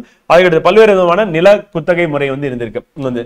சோ அதுல வந்து பாத்தீங்கன்னா நிவி தர்மா அப்படின்னா அறக்கட்டளை போன்ற அமைப்பின் மூலம் நிலமானியம் இம்முறை வடக்கு மத்திய இந்தியா வங்காளத்தில் இருந்தது. அப்ப அறக்கட்டளை போன்ற அமைப்பின் மூலம் நிலமானியம், அந்த நிவி தர்மானா அறக்கட்டளைக்கு வந்து நில மானியம் வந்து கொடுக்கிறது வந்து. அடுத்து நிவி தர்மா அக்ஷயா அப்படின்னா நிரந்தரமான அறக்கட்டளை பெற்றவர், அதிலிருந்து வரும் வருவாயை பயன்படுத்திக் கொள்ளலாம். நிரந்தரமான அறக்கட்டளை இருக்குன்னா வருவாயை பயன்படுத்திக்கிறது பேர் வந்து நிவி தர்மா அக்ஷயா வந்து. அபரதா தர்மா அப்படின்னு வருவாயை பயன்படுத்தலாம், ஆனால் அதை பிறருக்கு தானம் செய்ய முடியாது. நிர்வாக உரிமையில அபரதா தர்மா வந்து. இதுல நிவி தர்மா ஆனா அறக்கட்டளை ஞாபகம் வச்சுக்கோங்க, அவ்வளவுதான் ஃப்ரெண்ட். இந்த கீவேர்டு வந்து ஞாபகம் வச்சுக்கோங்க, அது போதும், வேற ஒண்ணும் வேண்டியதில்லை. அடுத்து பூமி சித்திரயானா அப்படின்னா தரிசு நிலத்தை விளைநிலமா மாத்துறாங்க அப்படின்னா அவங்களுக்கு விலக்கு அளிக்கப்படும். சாகுபடி நிலமா மாத்தினாங்கன்னா அவங்களுக்கு வந்து பூமி சித்திரயானா அப்படின்னு சொல்லி பாக்குறோம் வந்து. அதுக்கடுத்து ஏனைய நிலக்கொடைகள் அப்படின்னா அக்ரஹார மானியம் அப்படின்னா பிராமணர்களுக்கு கொடுக்கறது. அக்ரஹாரம்னா பிராமணியம் வந்து. தேவகிரகா மானியம் அப்படின்னா கோவில் மராமத்துக்காக கொடுக்கறது, அந்த கோவிலுக்காக கொடுத்தாங்க அப்படின்னா வந்து பாத்தீங்கன்னா மராமத்து வழிபாடு ஆகிய பணிகளுக்காக பிராமணர்கள் வணிகர்கள் ஆகியோருக்கு அளிக்கப்படும் நில மானியம் அப்படிங்கிறோம். பிராமணர்களுக்கு தரப்படுவது அப்படின்னா வந்து அக்ரஹாரம் வந்து. இது பரம்பரையாக வரக்கூடியது, வரி கிடையாது அப்படின்னு வந்து. பரம்பரை அவங்க யூஸ் பண்ணிக்கலாம், ஆனா அவங்களுக்கு வரி கிடையாது அப்படின்னு. அதே மாதிரி தேவகிரக மானியம் அப்படின்னா கோவில் மராமத்து வழிபாடு ஆகிய பணிகளுக்காக பிராமணர்கள் வணிகர்கள் ஆகியோருக்கு அளிக்கப்படும் நில மானியம் வந்து. சமய சார்பற்ற மானியம் குப்தர்களுக்கு கீழே இருந்த நிலப்பிரபுகளுக்கு தரப்பட்ட மானியம் சமய சார்பற்ற மானியம் அப்படிங்க. அப்ப அக்ரஹார மானியம் தேவகிரக மானியம் அப்படி பார்க்கிறோம், இது ஞாபகம் வச்சுக்கணும். அடுத்து டாக்ஸ் பல்வேறு வரிகள் அப்படின்னு பார்க்கும்போது பாகா அப்படின்னா விளைச்சல் அரசன் பெரும் வழக்கமான 1/6 பங்கு. பாகா குப்தர் காலத்துல 1/6 பங்கு வாங்கிக்கிறது விளைச்சல் அப்படி பார்க்கலாம். போகா அப்படின்னா அரசருக்கு கிராமங்கள் அவ்வப்போது வழங்க வேண்டிய பழங்கள் விறகு பூக்கள் போன்றவை வந்து. சோ அப்ப கிராமம் என்ன பண்ணணும், அரசருக்கு வந்து என்ன பண்ணணும், அப்பப்போ கொடுக்கணும், பொருள் கொடுக்கணும், பழங்கள் விறகு பூக்கள் போன்றவை அப்படின்னு பார்க்கிறோம். அந்த கரா அப்படின்றது கிராமத்தின் மீது காலடைவில் விதிக்கப்படும் ஒரு வரி வந்து. வருடாந்திர நிலவரியின் ஒரு பகுதி அல்ல. இந்த கரானா கிராமத்தின் மீது விதிக்கப்படும் வரி வந்து மொத்தமா வந்து. பலி அப்படின்னா ஆரம்பத்தில் விரும்பப்பட்டு பின்னாடி வந்து பாத்தீங்கன்னா வரியாக மாறினதான் பலி அப்படிங்க. ஆரம்பத்துல விருப்பத்தின் பேர்ல கொடுப்பாங்க, அதுக்கப்புறம் என்ன ஆச்சுன்னா ஒரு ஒடுக்குமுறை வரியா வந்து கண்டிப்பா கொடுத்தாகணும் அப்படின்னு சொல்லிட்டு. உதயங்கா அப்படின்னா காவல் நிலையங்களில் பராமரிப்பு, காவல் நிலையத்தை பராமரிக்கிறதுக்காக உதயங்கா. உபரிகா அப்படின்றது வந்து கூடுதல் வரி தான். உபரிகா அப்படின்னு உபரி அப்படின்னு சொல்றோம்ல, கூடுதல் அப்படின்னு பாக்குறோம். ஹிரண்யா அப்படின்றது வந்து தங்க நாணயங்கள் மீது விதிக்கப்பட்ட வரி. ஹிரண்யா அப்படின்றது தங்க நாணயங்கள் மீது விதிக்கிறாங்க. நேரடி பொருள் நடைமுறையில் இது சில குறிப்பிட்ட தானியங்கள் விளைச்சல் ஒரு பங்கினை அரசின் பங்காக பொருளாக அளிப்பது அப்படின்னு விதிக்கப்படும் வரி. வாத பூதா அப்படின்னா காற்றுக்கும் ஆவிகளும், வாதம் அப்படின்னு பாக்குறோம், அப்புறம் பூதா அப்படின்னு பாக்குறோம் வந்து. அப்ப காற்றுக்கும் ஆவிகளுக்கும் செய்ய வேண்டிய சடங்குகளுக்கு விதிக்கப்பட்ட வரி வந்து. அந்த மாதிரி மூட நம்பிக்கைகள்லாம் அப்ப இருந்திருக்கு அப்படின்னு பாக்குறோம் வந்து. அலி வகரா அப்படின்றது கலப்பை வைத்திருக்கும் ஒவ்வொரு உழவரும் கட்ட வேண்டிய கலப்பை வரி. கலப்பை வரி தான் அலி வகரா வந்து. சுல்கா அப்படின்றது வந்து வர்த்தகர்கள் நகரத்திற்கோ துறைமுகத்திற்கோ கொண்டு வரும் வணிக சரக்குகளில் அரசருக்கு பங்கு. இதை சுங்க நுழைவு வரின்னு சொல்லலாம் வந்து, வணிகர் செலுத்துறது வந்து இப்ப சுல்கா அப்படின்னா. அடுத்து கிளிப்பதா அப்படின்றது வந்து பாத்தீங்கன்னா உபகிப்தா நிலப்பதிவின் போது விதிக்கப்படும் விற்பனை வரி. விற்பனை வரி அப்பவே இருந்திருக்கு, அது வந்து பாத்தீங்கன்னா கிளிப்பதா. இந்த மாதிரி என்ன பண்ணுவாங்கன்னா அந்த சான்ஸ்கிரிட் வரியில இருக்கக்கூடிய குப்தர் காலத்து வரியோட பேர் சொல்ல கொடுத்துட்டு அந்த பக்கம் அதனுடைய இது பொருள் என்ன அப்படின்னு சொல்லி கேட்பாங்க. கேட்டாலும் நம்ம கரெக்டா ஆன்சர் பண்ற மாதிரி பாத்துக்கணும் ஃப்ரெண்ட். ஸோ அது இம்பார்ட்டன்ட் வந்து. அடுத்து வந்து தொழிலகங்கள் வந்து சுரங்க தொழில் உலோகவியல் அப்படின்னு வேளாண்மைக்கு அடுத்தபடியா சிறப்பு வாய்ந்ததா இருந்திருக்கு அப்படின்னு பாக்குறோம். சுரங்கங்கள் இருந்தது குறித்து அமரசிம்மர், வராகமிகிரர், காளிதாசர் ஆகிய அடிக்கடி குறிப்பிடுகிறார்கள். இவெல்லாம் வந்து குப்தர் காலத்தை சார்ந்த அறிஞர்கள். இக்காலகட்டத்தில் பீகார்ல இருந்து இரும்பு படிவுகள், அந்த ராஜஸ்தான்ல இருந்து செம்பு படி இப்பயும் கிடைச்சிட்டு இருக்கு நமக்கு. இப்ப பீகார் அப்படின்னு இப்ப வந்து ஜார்க்கண்ட்ல இருந்து கிடைக்குதுன்னு வச்சுக்கோங்களேன். ஜார்க்கண்ட் தான் பீகார்ல இருந்து பிரிஞ்சு வந்து ஜார்க்கண்ட். இரும்போடு தங்கம், செம்பு, தகரம், ஈயம், பித்தளை, வெண்கலம், மைக்கா, மேங்கனீஸ், அஞ்சனக்கல், அப்புறம் சுண்ணாம்புக்கல், சிவப்பு ஆர்னிஸ் இதெல்லாம் வந்து கிடைச்சிருக்கு. விவசாயிகளுக்கு அடுத்தபடியான முக்கியத்துவம் உலோக வேலை செய்பவர்களுக்கும் இருந்தது. பல்வேறு வீட்டு உபயோகப் பொருட்கள், பாத்திரங்கள், ஆயுதங்கள் தயாரிக்க உலோகங்கள் பயன்படுத்தப்பட்டன. இரும்பின் கண்டுபிடிப்புக்கு பின்னர் கொழுமுனை மேம்படுத்தப்பட்டு ஆழமான உழவிற்கு உதவியதால் இக்காலகட்டத்தில் வந்து வேளாண்மை அதிகரித்தது அப்படின்னு பார்க்கிறோம். இரும்பு பயன்படுத்த ஆரம்பிச்சிருக்காங்க. உலோகவியல் நுட்பங்கள் உச்சத்தில் இருந்தன என்பதை நிறுவுவதற்கு தில்லி குதுப்பினார் வளாகத்தில் காணப்படும் வந்து பார்த்தீங்கன்னா மெஹ்ருலி இரும்புத்தூண் சான்றாக காட்டப்படுகிறது. இது 2ஆம் சந்திரகுப்தரின் அடையாளம் என கருதப்படுகிறது. இரும்புத்தூண் பல நூற்றாண்டுகளாக அப்படியே துருப்பிடிக்காம இருக்கு. அப்ப உலோக கலவை வந்து அந்த அளவுக்கு சிறப்பா வந்து இருக்கு அப்படின்னு பாக்குறோம். அடுத்து வணிகம் வந்து சிரேஸ்தி, சார்த்தவகா என்ற இருவேறுபட்ட வகைகள் இருந்தது. வணிகர்கள் இருந்த சிரேஸ்தி அப்படின்னா பொதுவாக ஒரே இடத்துல தங்கி இருந்து வணிகம் புரிஞ்சா சிரேஸ்தி. சார்த்தவா அப்படின்றவங்க என்ன பண்ணுவாங்க அப்படின்னா லாபத்திற்காக ஊர் ஊராக சென்று வணிகம் செய்தவங்க. அப்ப 2 வகையான வணிகர்கள் இருந்திருக்காங்க. அந்த பேர் தான் சொல்றாங்க. இதை நமக்கு அப்படியே கேட்டுருவாங்க, கேள்வியை கேட்டுருவாங்க. வந்து இம்பார்ட்டன்ட். அடுத்து மிளகு, சந்தனக்கட்டை, தந்தம், யானைகள், குதிரைகள், தங்கம், செம்பு ஆகியவை வந்து பயன்படுத்தப்பட்டன அப்படி பார்க்கிறோம். நாரத ஸ்மிருதி, பிரக ஸ்மிருதி ஆகியவை வணிக குழுக்களின் அமைப்பு செயல்பாடு குறித்து விவரிக்கின்றன. வந்து ஒரு குழுவில் குழு தலைவர் 2, 3 அல்லது 5 நிர்வாக அதிகாரிகள் இருந்து வணிகம் பண்ணியிருக்காங்க அப்படின்னு சொல்லி பாக்குறோம். அடுத்து குப்தர் காலத்தில் மேற்கு கரையில் கல்யாண், சால் ஆகிய வணிக துறைமுகங்களும், மலபார், மங்களூர், சலோபாடனா, நயோ படானா, பந்தே படானா அப்படின்னு சொல்லிட்டு வணிக சந்தைகள் வந்து இருந்திருக்கு. அப்ப துறைமுகங்கள் அப்படின்னு பார்க்கும்போது வந்து பாத்தீங்கன்னா மேற்கு கரையில் கல்யாண், சால் அப்படின்றது துறைமுகம். யாருடைய துறைமுகம் கேட்டாங்க அப்படின்னா வந்து குப்தர்களுடையது. அதே சந்தைகள் அப்படின்னு பார்க்கும்போது வந்து என்னென்ன சந்தைகள் இருந்திருக்கு அப்படின்னா மலபார் சந்தை இருந்திருக்கு, மங்களூர் சந்தை இருந்திருக்கு, சலோ படானா சந்தை இருந்திருக்கு, நயோ படானா சந்தை அப்படின்னு பந்தோ படானா சந்தை வந்து இருந்திருக்கு அப்படின்னு பாக்குறோம் வந்து குப்தர் காலத்துல. வங்கத்தின் தாமிரலப்பதி கிழக்கு கடற்கரையின் வந்து பாத்தீங்கன்னா முக்கிய வணிக மையம் என்று பாகியான் குறிப்பிடுகிறார்.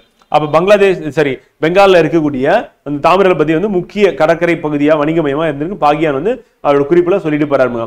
இந்த வணிக துறைமுகங்களும் நகரங்களும் ஒருபுறம் பாரசீகம், அரேபியா, பைசாண்டியம் போன்ற நகரங்களோட துறைமுகங்களோட மறுபுறம் இலங்கை, சீனா, தென்கிழக்கு ஆசிய நாடுகளோடு இணைக்கப்பட்டிருந்தன. இந்தியா சீனா இடையிலான கடல் பயணத்தில் எதிர்கொள்ள நேரம் இடர்கள் குறித்து பாகியான் வந்து சொல்றாரு. இந்தியாவுக்கும் சீனாவுக்கும் நடுவில் வந்து தங்க நாணயம் வந்து ஒப்பீட்டளவில் குறைந்த எண்ணிக்கையில் வெள்ளி, செம்பு நாணயங்கள் வெளியிட்டனர். தங்க நாணயங்கள் அதிகமா இருந்திருக்கு, வெள்ளி, செம்பு நாணயம் கம்மியா இருக்கு. சமூகம் பார்க்கும்போது 4 வர்ணங்கள் இருந்திருக்கு. வர்ணாசிரம முறை இருந்திருக்கு. தந்தை வழி சமூகமாக இருந்திருக்கு. மனுவின் சட்டங்கள் நடைமுறைப்படுத்தப்பட்டன. அவற்றின்படி பெண்கள் தந்தை, கணவன் அல்லது மூத்த மகனின் பாதுகாப்பில் இருத்தல் வேண்டும் அப்படின்னு சொல்லிட்டு பெண்களுக்கு கட்டுப்பாடு. பலதர மனம் இருந்திருக்கு. அதே மாதிரி அரசர்கள் நிலப்பரப்பில் 1க்கு மேற்பட்ட மனைவியரை பெற்றிருந்தனர். குபேர நாகா, துரு பசுவமணி ஆகிய இருவரும் 2ஆம் சந்திரகுப்தரின் அரசியர் அப்படின்னு பாக்குறோம். அதுக்கடுத்து வந்து பாத்தீங்கன்னா குடன்கட்டி சதி ஏறும் முறை வந்து குப்தர் காலத்தில் பின்பற்றப்பட்டது. சமயம் அப்படின்னு பார்க்கும்போது வேத சமயம், வேத சடங்குகளும் புத்துயிர் பெற்று மீண்டும் நடைமுறைக்கு வந்தன. குமாரகுப்தர், சமுத்திரகுப்தரும் முதலாம் அஸ்வமேத யாகம் வந்து பண்ணியிருக்காங்க. குமாரகுப்தர், சமுத்திரகுப்தர் 2 பேருமே வந்து குதிரைகளை பலி கொடுத்து செய்யப்பட்ட வேள்வி அப்படின்னு பார்க்கிறோம். குப்தர்கள் காலத்தில் உரு வழிபாடு தொடங்கியதும் வைணவம், சைனம் ஆகிய 2 பிரிவுகள் தோன்றியதும் காண்கிறோம். கீழையான மகாயானம்னா பௌத்தம் பிரிவு, ஈழையான மகாயானம் அப்படின்னு பார்க்கும்போது வந்து பாத்தீங்கன்னா ரொம்ப பெரிய செலவுல வந்து வணங்குறது. கீழையானம் வந்து பாத்தீங்கன்னா செலவு இல்லாம கடவுளை வந்து வணங்குறது, புத்தரை வணங்குறது. கலையும் கட்டடக்கலை குப்தர் காலத்தில் நகர திராவிட பாணியிலான கலைகள் வளர்ந்தன அப்படி பார்க்கிறோம். இந்திய கட்டடக்கலை வரலாற்றில் இது குறிப்பிடத்தக்க படைப்பாக்கம் கொண்ட காலமாக இருந்திருக்கு. நகரம் வட இந்தியாவிலும், திராவிடம் அப்படின்னு தென்னிந்தியாவில இருந்த கட்டடக்கலை அப்படி பார்க்கிறோம். குடைவரை கோயில்கள் வந்து அஜந்தா, எல்லோரா மகாராஷ்டிரா மற்றும் மத்திய பிரதேசம் ஆகிய இடங்களில் காணப்படுகின்றன. உதயகிரி குகைகளும் வந்து ஒடிசா யாருடைய காலத்தை சார்ந்ததுன்னு கேட்பாங்க. கேட்டாலும் குப்தர்கள் காலத்தை சார்ந்தது அப்படின்னு பார்க்கிறோம். எந்த மாநிலம் யாருடைய காலத்தை சார்ந்தது அப்படின்றது நமக்கு இம்பார்ட்டன்ட் எக்ஸாம் பண்ணலாம். கட்டுமான கோவில்கள் வந்து பின்னொரு அம்சங்கள் வந்து கண்டிப்பா இருக்கும். அந்த கோவில்கள் வந்து பாத்தீங்கன்னா தட்டையான கூரை கொண்ட சதுர கோவில்கள், விமானத்துடன் கூடிய தட்டையான கூரை கொண்ட சதுர கோவில்கள், வளைகொட்டு கோபுரம் கொண்ட கோவில்கள், செவ்வக கோவில்கள், வட்ட கோவில்கள் சொல்லிட்டு இந்த மாதிரி வடிவங்கள் வந்து பாத்தீங்கன்னா கோவிலோட வடிவங்கள் மாறுபடும். இதை 2வது சேர்ந்த குழுவை சேர்ந்த கோவில்கள் திராவிட முறையிலான பல கூறுகளை கொண்டவையாக உள்ளன.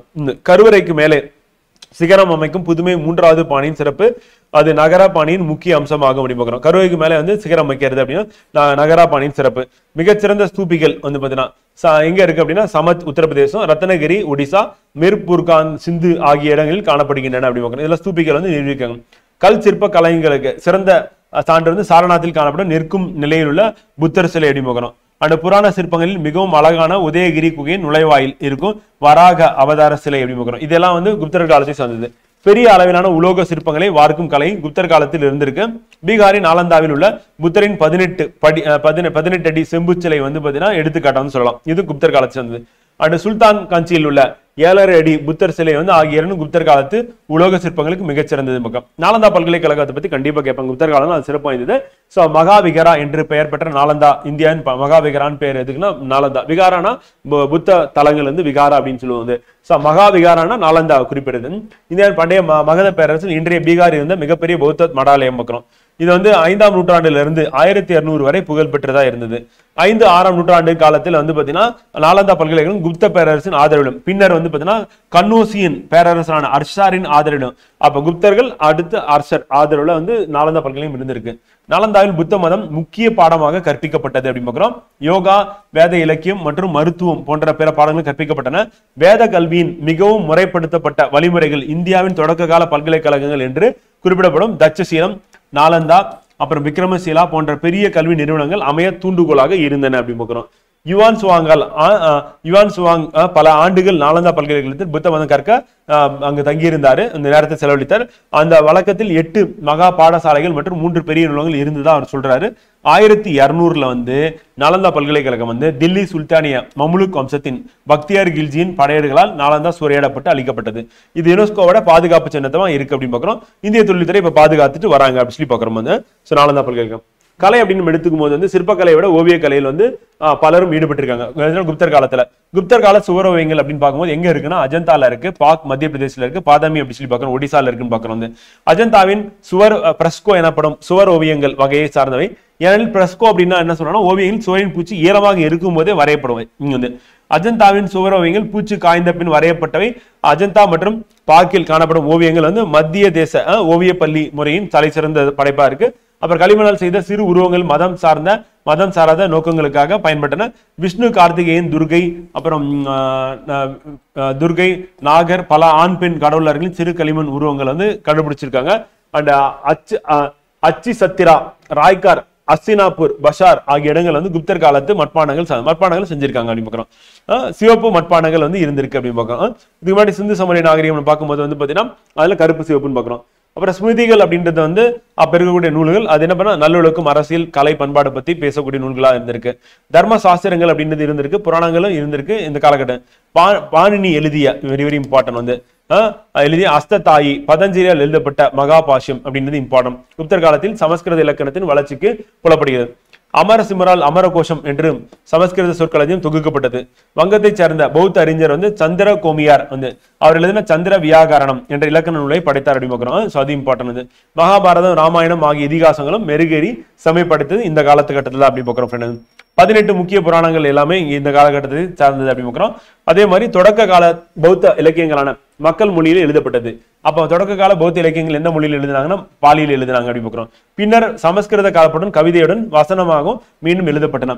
பெங்காலில் இருந்து ஒரு புத்த பண்டிதர் வந்து சந்திர வியாகரணம் என்ற நூலை இலக்கண எழுதின மேல பார்த்துதான். ஆரிய தேவர் வந்து ஆரிய அசங்கர் ஆகியோர் குப்தர் காலத்தின் குறிப்பிடத்தக்க எழுத்தாளர்கள்.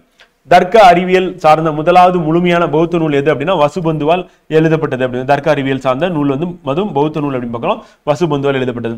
வசுபந்துவின் சீடரான திக்கநாகரும் பல அரிய நூல்களை எழுதினார். அவருடைய சீடரான திக்கநாகர். சமணர்களின் மத நூல்களும் தொடக்க காலத்தில் பிராகிருத மொழியில் எழுதப்பட்டன. ஆனா புத்தர்களுடைய நூல் வந்து பாலி மொழியில் எழுதின, சமணர்கள் வந்து பிராகிருத மொழி, ரெண்டுக்குள்ள வித்தியாசம் வந்து பின்னர் தான் சமஸ்கிருதத்தில் எழுதப்பட்டன. அதே மாதிரி புத்தகம் பின்னாடி சமஸ்கிருதத்தில் எழுதுறாங்க அப்படின்னு பார்க்கிறோம்.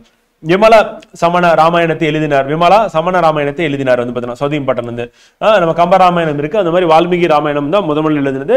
விமலா அப்படின்னு சமண ராமாயணத்தை எழுதினார். சித்தசேனா வந்து திவாகர சமணர்களுடைய தர்க்க சாஸ்திரத்திற்கு அடித்தளம் விட்டவர். காளிதாசர் வெரி இம்பார்ட்டன் வந்து இயற்கை அழகை எழுதிய கவிஞர். சாகுந்தலம், மாளவிகா நிமித்திரம், விக்ரம ஊர்வசியம் அப்படின்னு பாக்குறோம். இது எல்லாமே அவரை பத்தி திருப்பி கேட்டுட்டே இருக்காங்க. புகழ்பெற்ற நாடகங்கள் வந்து. அதே மாதிரி சூத்ரகார், மிருச்சி கடியம் வந்து, விசாகதத்தர், முத்ராட்சசம், தேவி சந்திரகுப்தம் ஆகியோர் படைப்புகள் வெளியாகின அப்படி பார்க்கிறோம். சூத்திரகார் வந்து விருச்சி கடிகம், விசாகதத்தருடைய முத்ராட்சசம் வந்து அடுத்து தேவி சந்திரகுப்தம் ஆகியோர் வந்து பாத்தீங்கன்னா படைப்புகள் வெளியாகியுள்ளன அப்படி பார்க்கிறோம். இல்ல காளிதாசருடைய படைப்பு வந்து இம்பார்ட்டன்ட் வந்து பாத்தீங்கன்னா அவர் விசாகதத்தருடைய படைப்பு இம்பார்ட்டன்ட். விசாகதத்தர் மேலே நம்ம பார்த்துட்டோம். நாடகத்தின் மேட்டுக்குடி கதாபாத்திரங்கள் வந்து என்ன பேசுவாங்கன்னா சமஸ்கிருதத்துல பேசுவாங்க. இதுல இருந்தே தெரியுது இந்த வர்ணாசிரம சிஸ்டம் அப்படின் போது உயர்ந்த நிலையில இருக்கிறவங்க வர்ணாசிரமத்துல சமஸ்கிருதம், அதே வந்து எளிய கதாபாத்திரங்கள் வந்து பிராகிருதத்துல பேசுறாங்க. வந்து பிராகிருதத்திற்கு அரசவைக்கு வெளியே ஆதரவு இருந்தது. குப்தர் காலத்தில் பிராகிருத மொழியின் வந்து பாத்தீங்கன்னா பல்வேறு வடிவங்கள் உருவாயின. அண்ட் மதுரா பகுதியில் சூரசேனி என்ற வடிவம் வந்து பிராகிருதத்துல இருந்து, அதே மாதிரி அவுத் பண்டேல்கண்ட் பகுதிகளில் வந்து பாத்தீங்கன்னா அர்த்த மகதி வடிவமும் வந்து நவீன பீகார் பகுதியில் வந்து மகதி வடிவமும் வழக்கத்தில் இருந்தன அப்படின்னு பிராகிருத மொழியிலிருந்து என்னென்ன இது வந்து பிரிஞ்சு வந்திருக்கு அப்படின்னு சொல்லி பாக்குறோம். குப்தர் கால அறிவியல் அப்படின்னு பார்க்கும்போது சுழியம் 0 அப்படின்றது இவங்க தான் கண்டுபிடிக்கிறாங்க. வெரி வெரி இம்பார்ட்டன்ட் வந்து நம்ம திருப்பி திருப்பி கேட்கறாங்க. 11 இலக்க முறை நம்ம பார்க்கிறோம். ஆகியவை பெருமைகள் இக்காலகட்டத்தை சார்ந்தது அப்படிங்கிறோம். சூரிய சித்தாந்தா என்ற நூலில் ஆரியப்பட்டர் வந்து பாத்தீங்கன்னா என்ன பண்ண சூரிய கிரகணங்களின் உண்மை காரணங்களை ஆராய்ந்து அப்படின்னு அது இம்பார்ட்டன்ட். வந்து பூமியின் சுற்றளவு குறித்த கணக்கீட்டின் ஆரியப்பட்டர் கணிப்பு நவீன மதிப்பீட்டுக்கு நெருக்கமாக உள்ளது அது இம்பார்ட்டன்ட். வந்து பூமி ஒரு அச்சில் தன்னைத்தானே சுத்துது, அதுவும் ஆரியப்பட்டர் சொன்னாரு. அதுவும் இம்பார்ட்டன்ட். வந்து பூமியோட சுற்றளவு, பூமி தன் அச்சில் சுழலுது. அதுக்கப்புறம் சூரிய கிரகணம் அதை பத்தி வந்து ஆரியப்பட்டர் வந்து ஸ்டடி பண்ணியிருக்காரு அப்படின்னு பார்க்குறோம். அது இம்பார்ட்டன்ட். வந்து அது அடுத்து முதலாவது கணிதம், கோணவியல், இயற்கணிதம் ஆகியவற்றை பேசும் ஆரியப்பட்டர் என்ற நூலை அவர் எழுதினார். வராக மிகரர் அப்படின்னு பார்க்கும்போது வந்து பிரகத் சம்ஹிதா என்ற நூல் வானவியல், புவியியல், தாவரவியல், இயற்கை வரலாறு கலைக்களஞ்சியமா இருக்கு. பஞ்ச சித்தாந்திகா பிரகத் ஜாதகா அப்படின்ற படைப்பும் இவருடையதான் அப்படின்னு பார்க்கிறோம். பிரம்மகுப்தர் வந்து 6ஆம் நூற்றாண்டின் இறுதி 7ஆம் நூற்றாண்டின் துவக்கம் கணிதம் மற்றும் வானவியலுக்கு முக்கிய நூல்களான அந்த பிரம்மஸ்புதா வந்து சித்தாந்தா கண்ட காத்தியாக ஆகிய நூல்களை எழுதியுள்ளார் அப்படின்னு பார்க்கிறோம். யாருன்னா பிரம்மகுப்தர் வந்து எழுதியிருக்காரு அப்படின்னு பார்க்கிறோம். அண்ட் மருந்துகள் அப்படின்னு தயாரிப்பதற்கு உலோகங்களை பயன்படுத்துதல் வந்து பாதரசம், இரும்பு ஆகியவற்றின் பயன்பாடு வராக மிகரர் வந்து பிறரும் வந்து பாத்தீங்கன்னா எழுதியிருப்பது பார்க்கும்போது குப்தர் ஆட்சி காலத்துல வேதியியலின் பெரும் முன்னேற்றம் வந்திருக்கு. நவநிதகம் என்ற மருத்துவ நூல் வந்து நோய்களுக்கான மருந்து தயாரிக்கும் முறை பத்தி சொல்லுது. அண்ட் பாலகாப்பியா எழுதிய அஸ்தியாயுர்வேதா அப்படின்னு பாக்குறோம். என்ற நூல் விலங்குகளுக்கு மருத்துவ நூலாகும் அப்படின்னு பாக்குறோம். அது இம்பார்ட்டன்ட். பாலகாப்பியா எழுதினது அஸ்தியாயுர்வேதா. மருத்துவத்துறையில் புகழ்பெற்ற அறிஞர் யாருன்னா தன்வந்திரி வந்து அவர் ஆயுர்வேத மருத்துவத்தில் வந்து நிபுணனாக திகழ்ந்தார் அப்படின்னு பார்க்கிறோம். சாரகர் ஒரு மருத்துவ அறிவியல் அறிஞர் அப்படின்னு பார்க்கிறோம். சதீம் பட்டன். சுஸ்ருதர் வந்து பாத்தீங்கன்னா அறுவை சிகிச்சை செய்முறை வந்து பற்றி விளக்கியுள்ளார் அப்படின்னு பார்க்கிறோம். இதுல எதெல்லாம் நான் இம்பார்ட்டன்ஸ் அண்டர்லைன் பண்றோம் ஃப்ரெண்ட், அது வந்து கண்டிப்பா கேட்பாங்க. ஆல்ரெடி கேட்டிருக்காங்க. கேட்டது அது கேட்க வேண்டியது நம்ம அண்டர்லைன் பண்ணி கொடுத்துருக்கோம். ஸோ இன்னைக்கு கிளாஸ் பொறுத்தவரை வந்து பாத்தீங்கன்னா நம்ம இங்க கம்ப்ளீட் பண்றோம். ஸோ நம்ம 2 டாபிக் வந்து பார்த்திருக்கோம். ஒன்னு வந்து சிந்துவெளி நாகரிகம் அப்படின்னு பார்க்கிறோம். ஹரப்பா நாகரிகம் வந்து அது பார்த்திருக்கோம். ஸோ அதுவும் இம்பார்ட்டன்ட். அது குப்தர்கள் பொறுத்தவரையும் வந்து பாத்தீங்கன்னா இந்த அவருடைய நூல் ஆசிரியர் அந்த அடிப்படையிலும் கேட்பாங்க. அப்புறம் குப்தர்களுடைய அந்த நில முறைகள் இருக்குல்ல, அட்மினிஸ்ட்ரேஷன் அந்த பாயிண்ட் ஆஃப் வியூல கேட்பாங்க. நிர்வாக முறை பத்தி கேட்பாங்க. அப்புறம் அரசர்கள் பத்தி கேட்பாங்க வந்து. ஸோ அப்போ 3 விதமா கேள்வி வந்து அதிகமா இருக்கும். ஒன்று அரசர்கள், அடுத்து நிர்வாக முறை, அதுக்கப்புறம் வந்து பாத்தீங்கன்னா நிர்வாகத்திலே நிலமுறை அப்படின்றது எல்லாமே சேர்ந்து வந்துடும். அதுக்கப்புறம் அவங்களோட அவைக்கால புலவர்கள் வந்து எழுதிய நூல்கள், ஏன்னா அவங்க எந்த துறையை சார்ந்தவங்க அப்படின்னு அடிப்படையில் கேள்வி வந்து கேட்கறாங்க அப்படின்னு பார்க்குறோம். ஸோ அதுதான் நம்ம இம்பார்ட்டன்டா மார்க் பண்ணி கொடுத்துருக்கோம். ஸோ பொலிட்டிக்கல் அண்ட் எக்கனாமிக்கல் அப்படின்னு பார்க்குறோம். ஸோ அதுக்கு ஒரு சோசியலா வந்து பாத்தீங்கன்னா கொஸ்டின் ரொம்ப கம்மியாக தான் இருக்கும். அதனால அது விட்டலாம். But political life, economic life அப்படின்னா அரசியல் பொருளாதாரம் அப்படின்றது கண்டிப்பா நமக்கு வந்து கேட்கறதுக்கான வாய்ப்பு இருக்கு. ஓகேவா?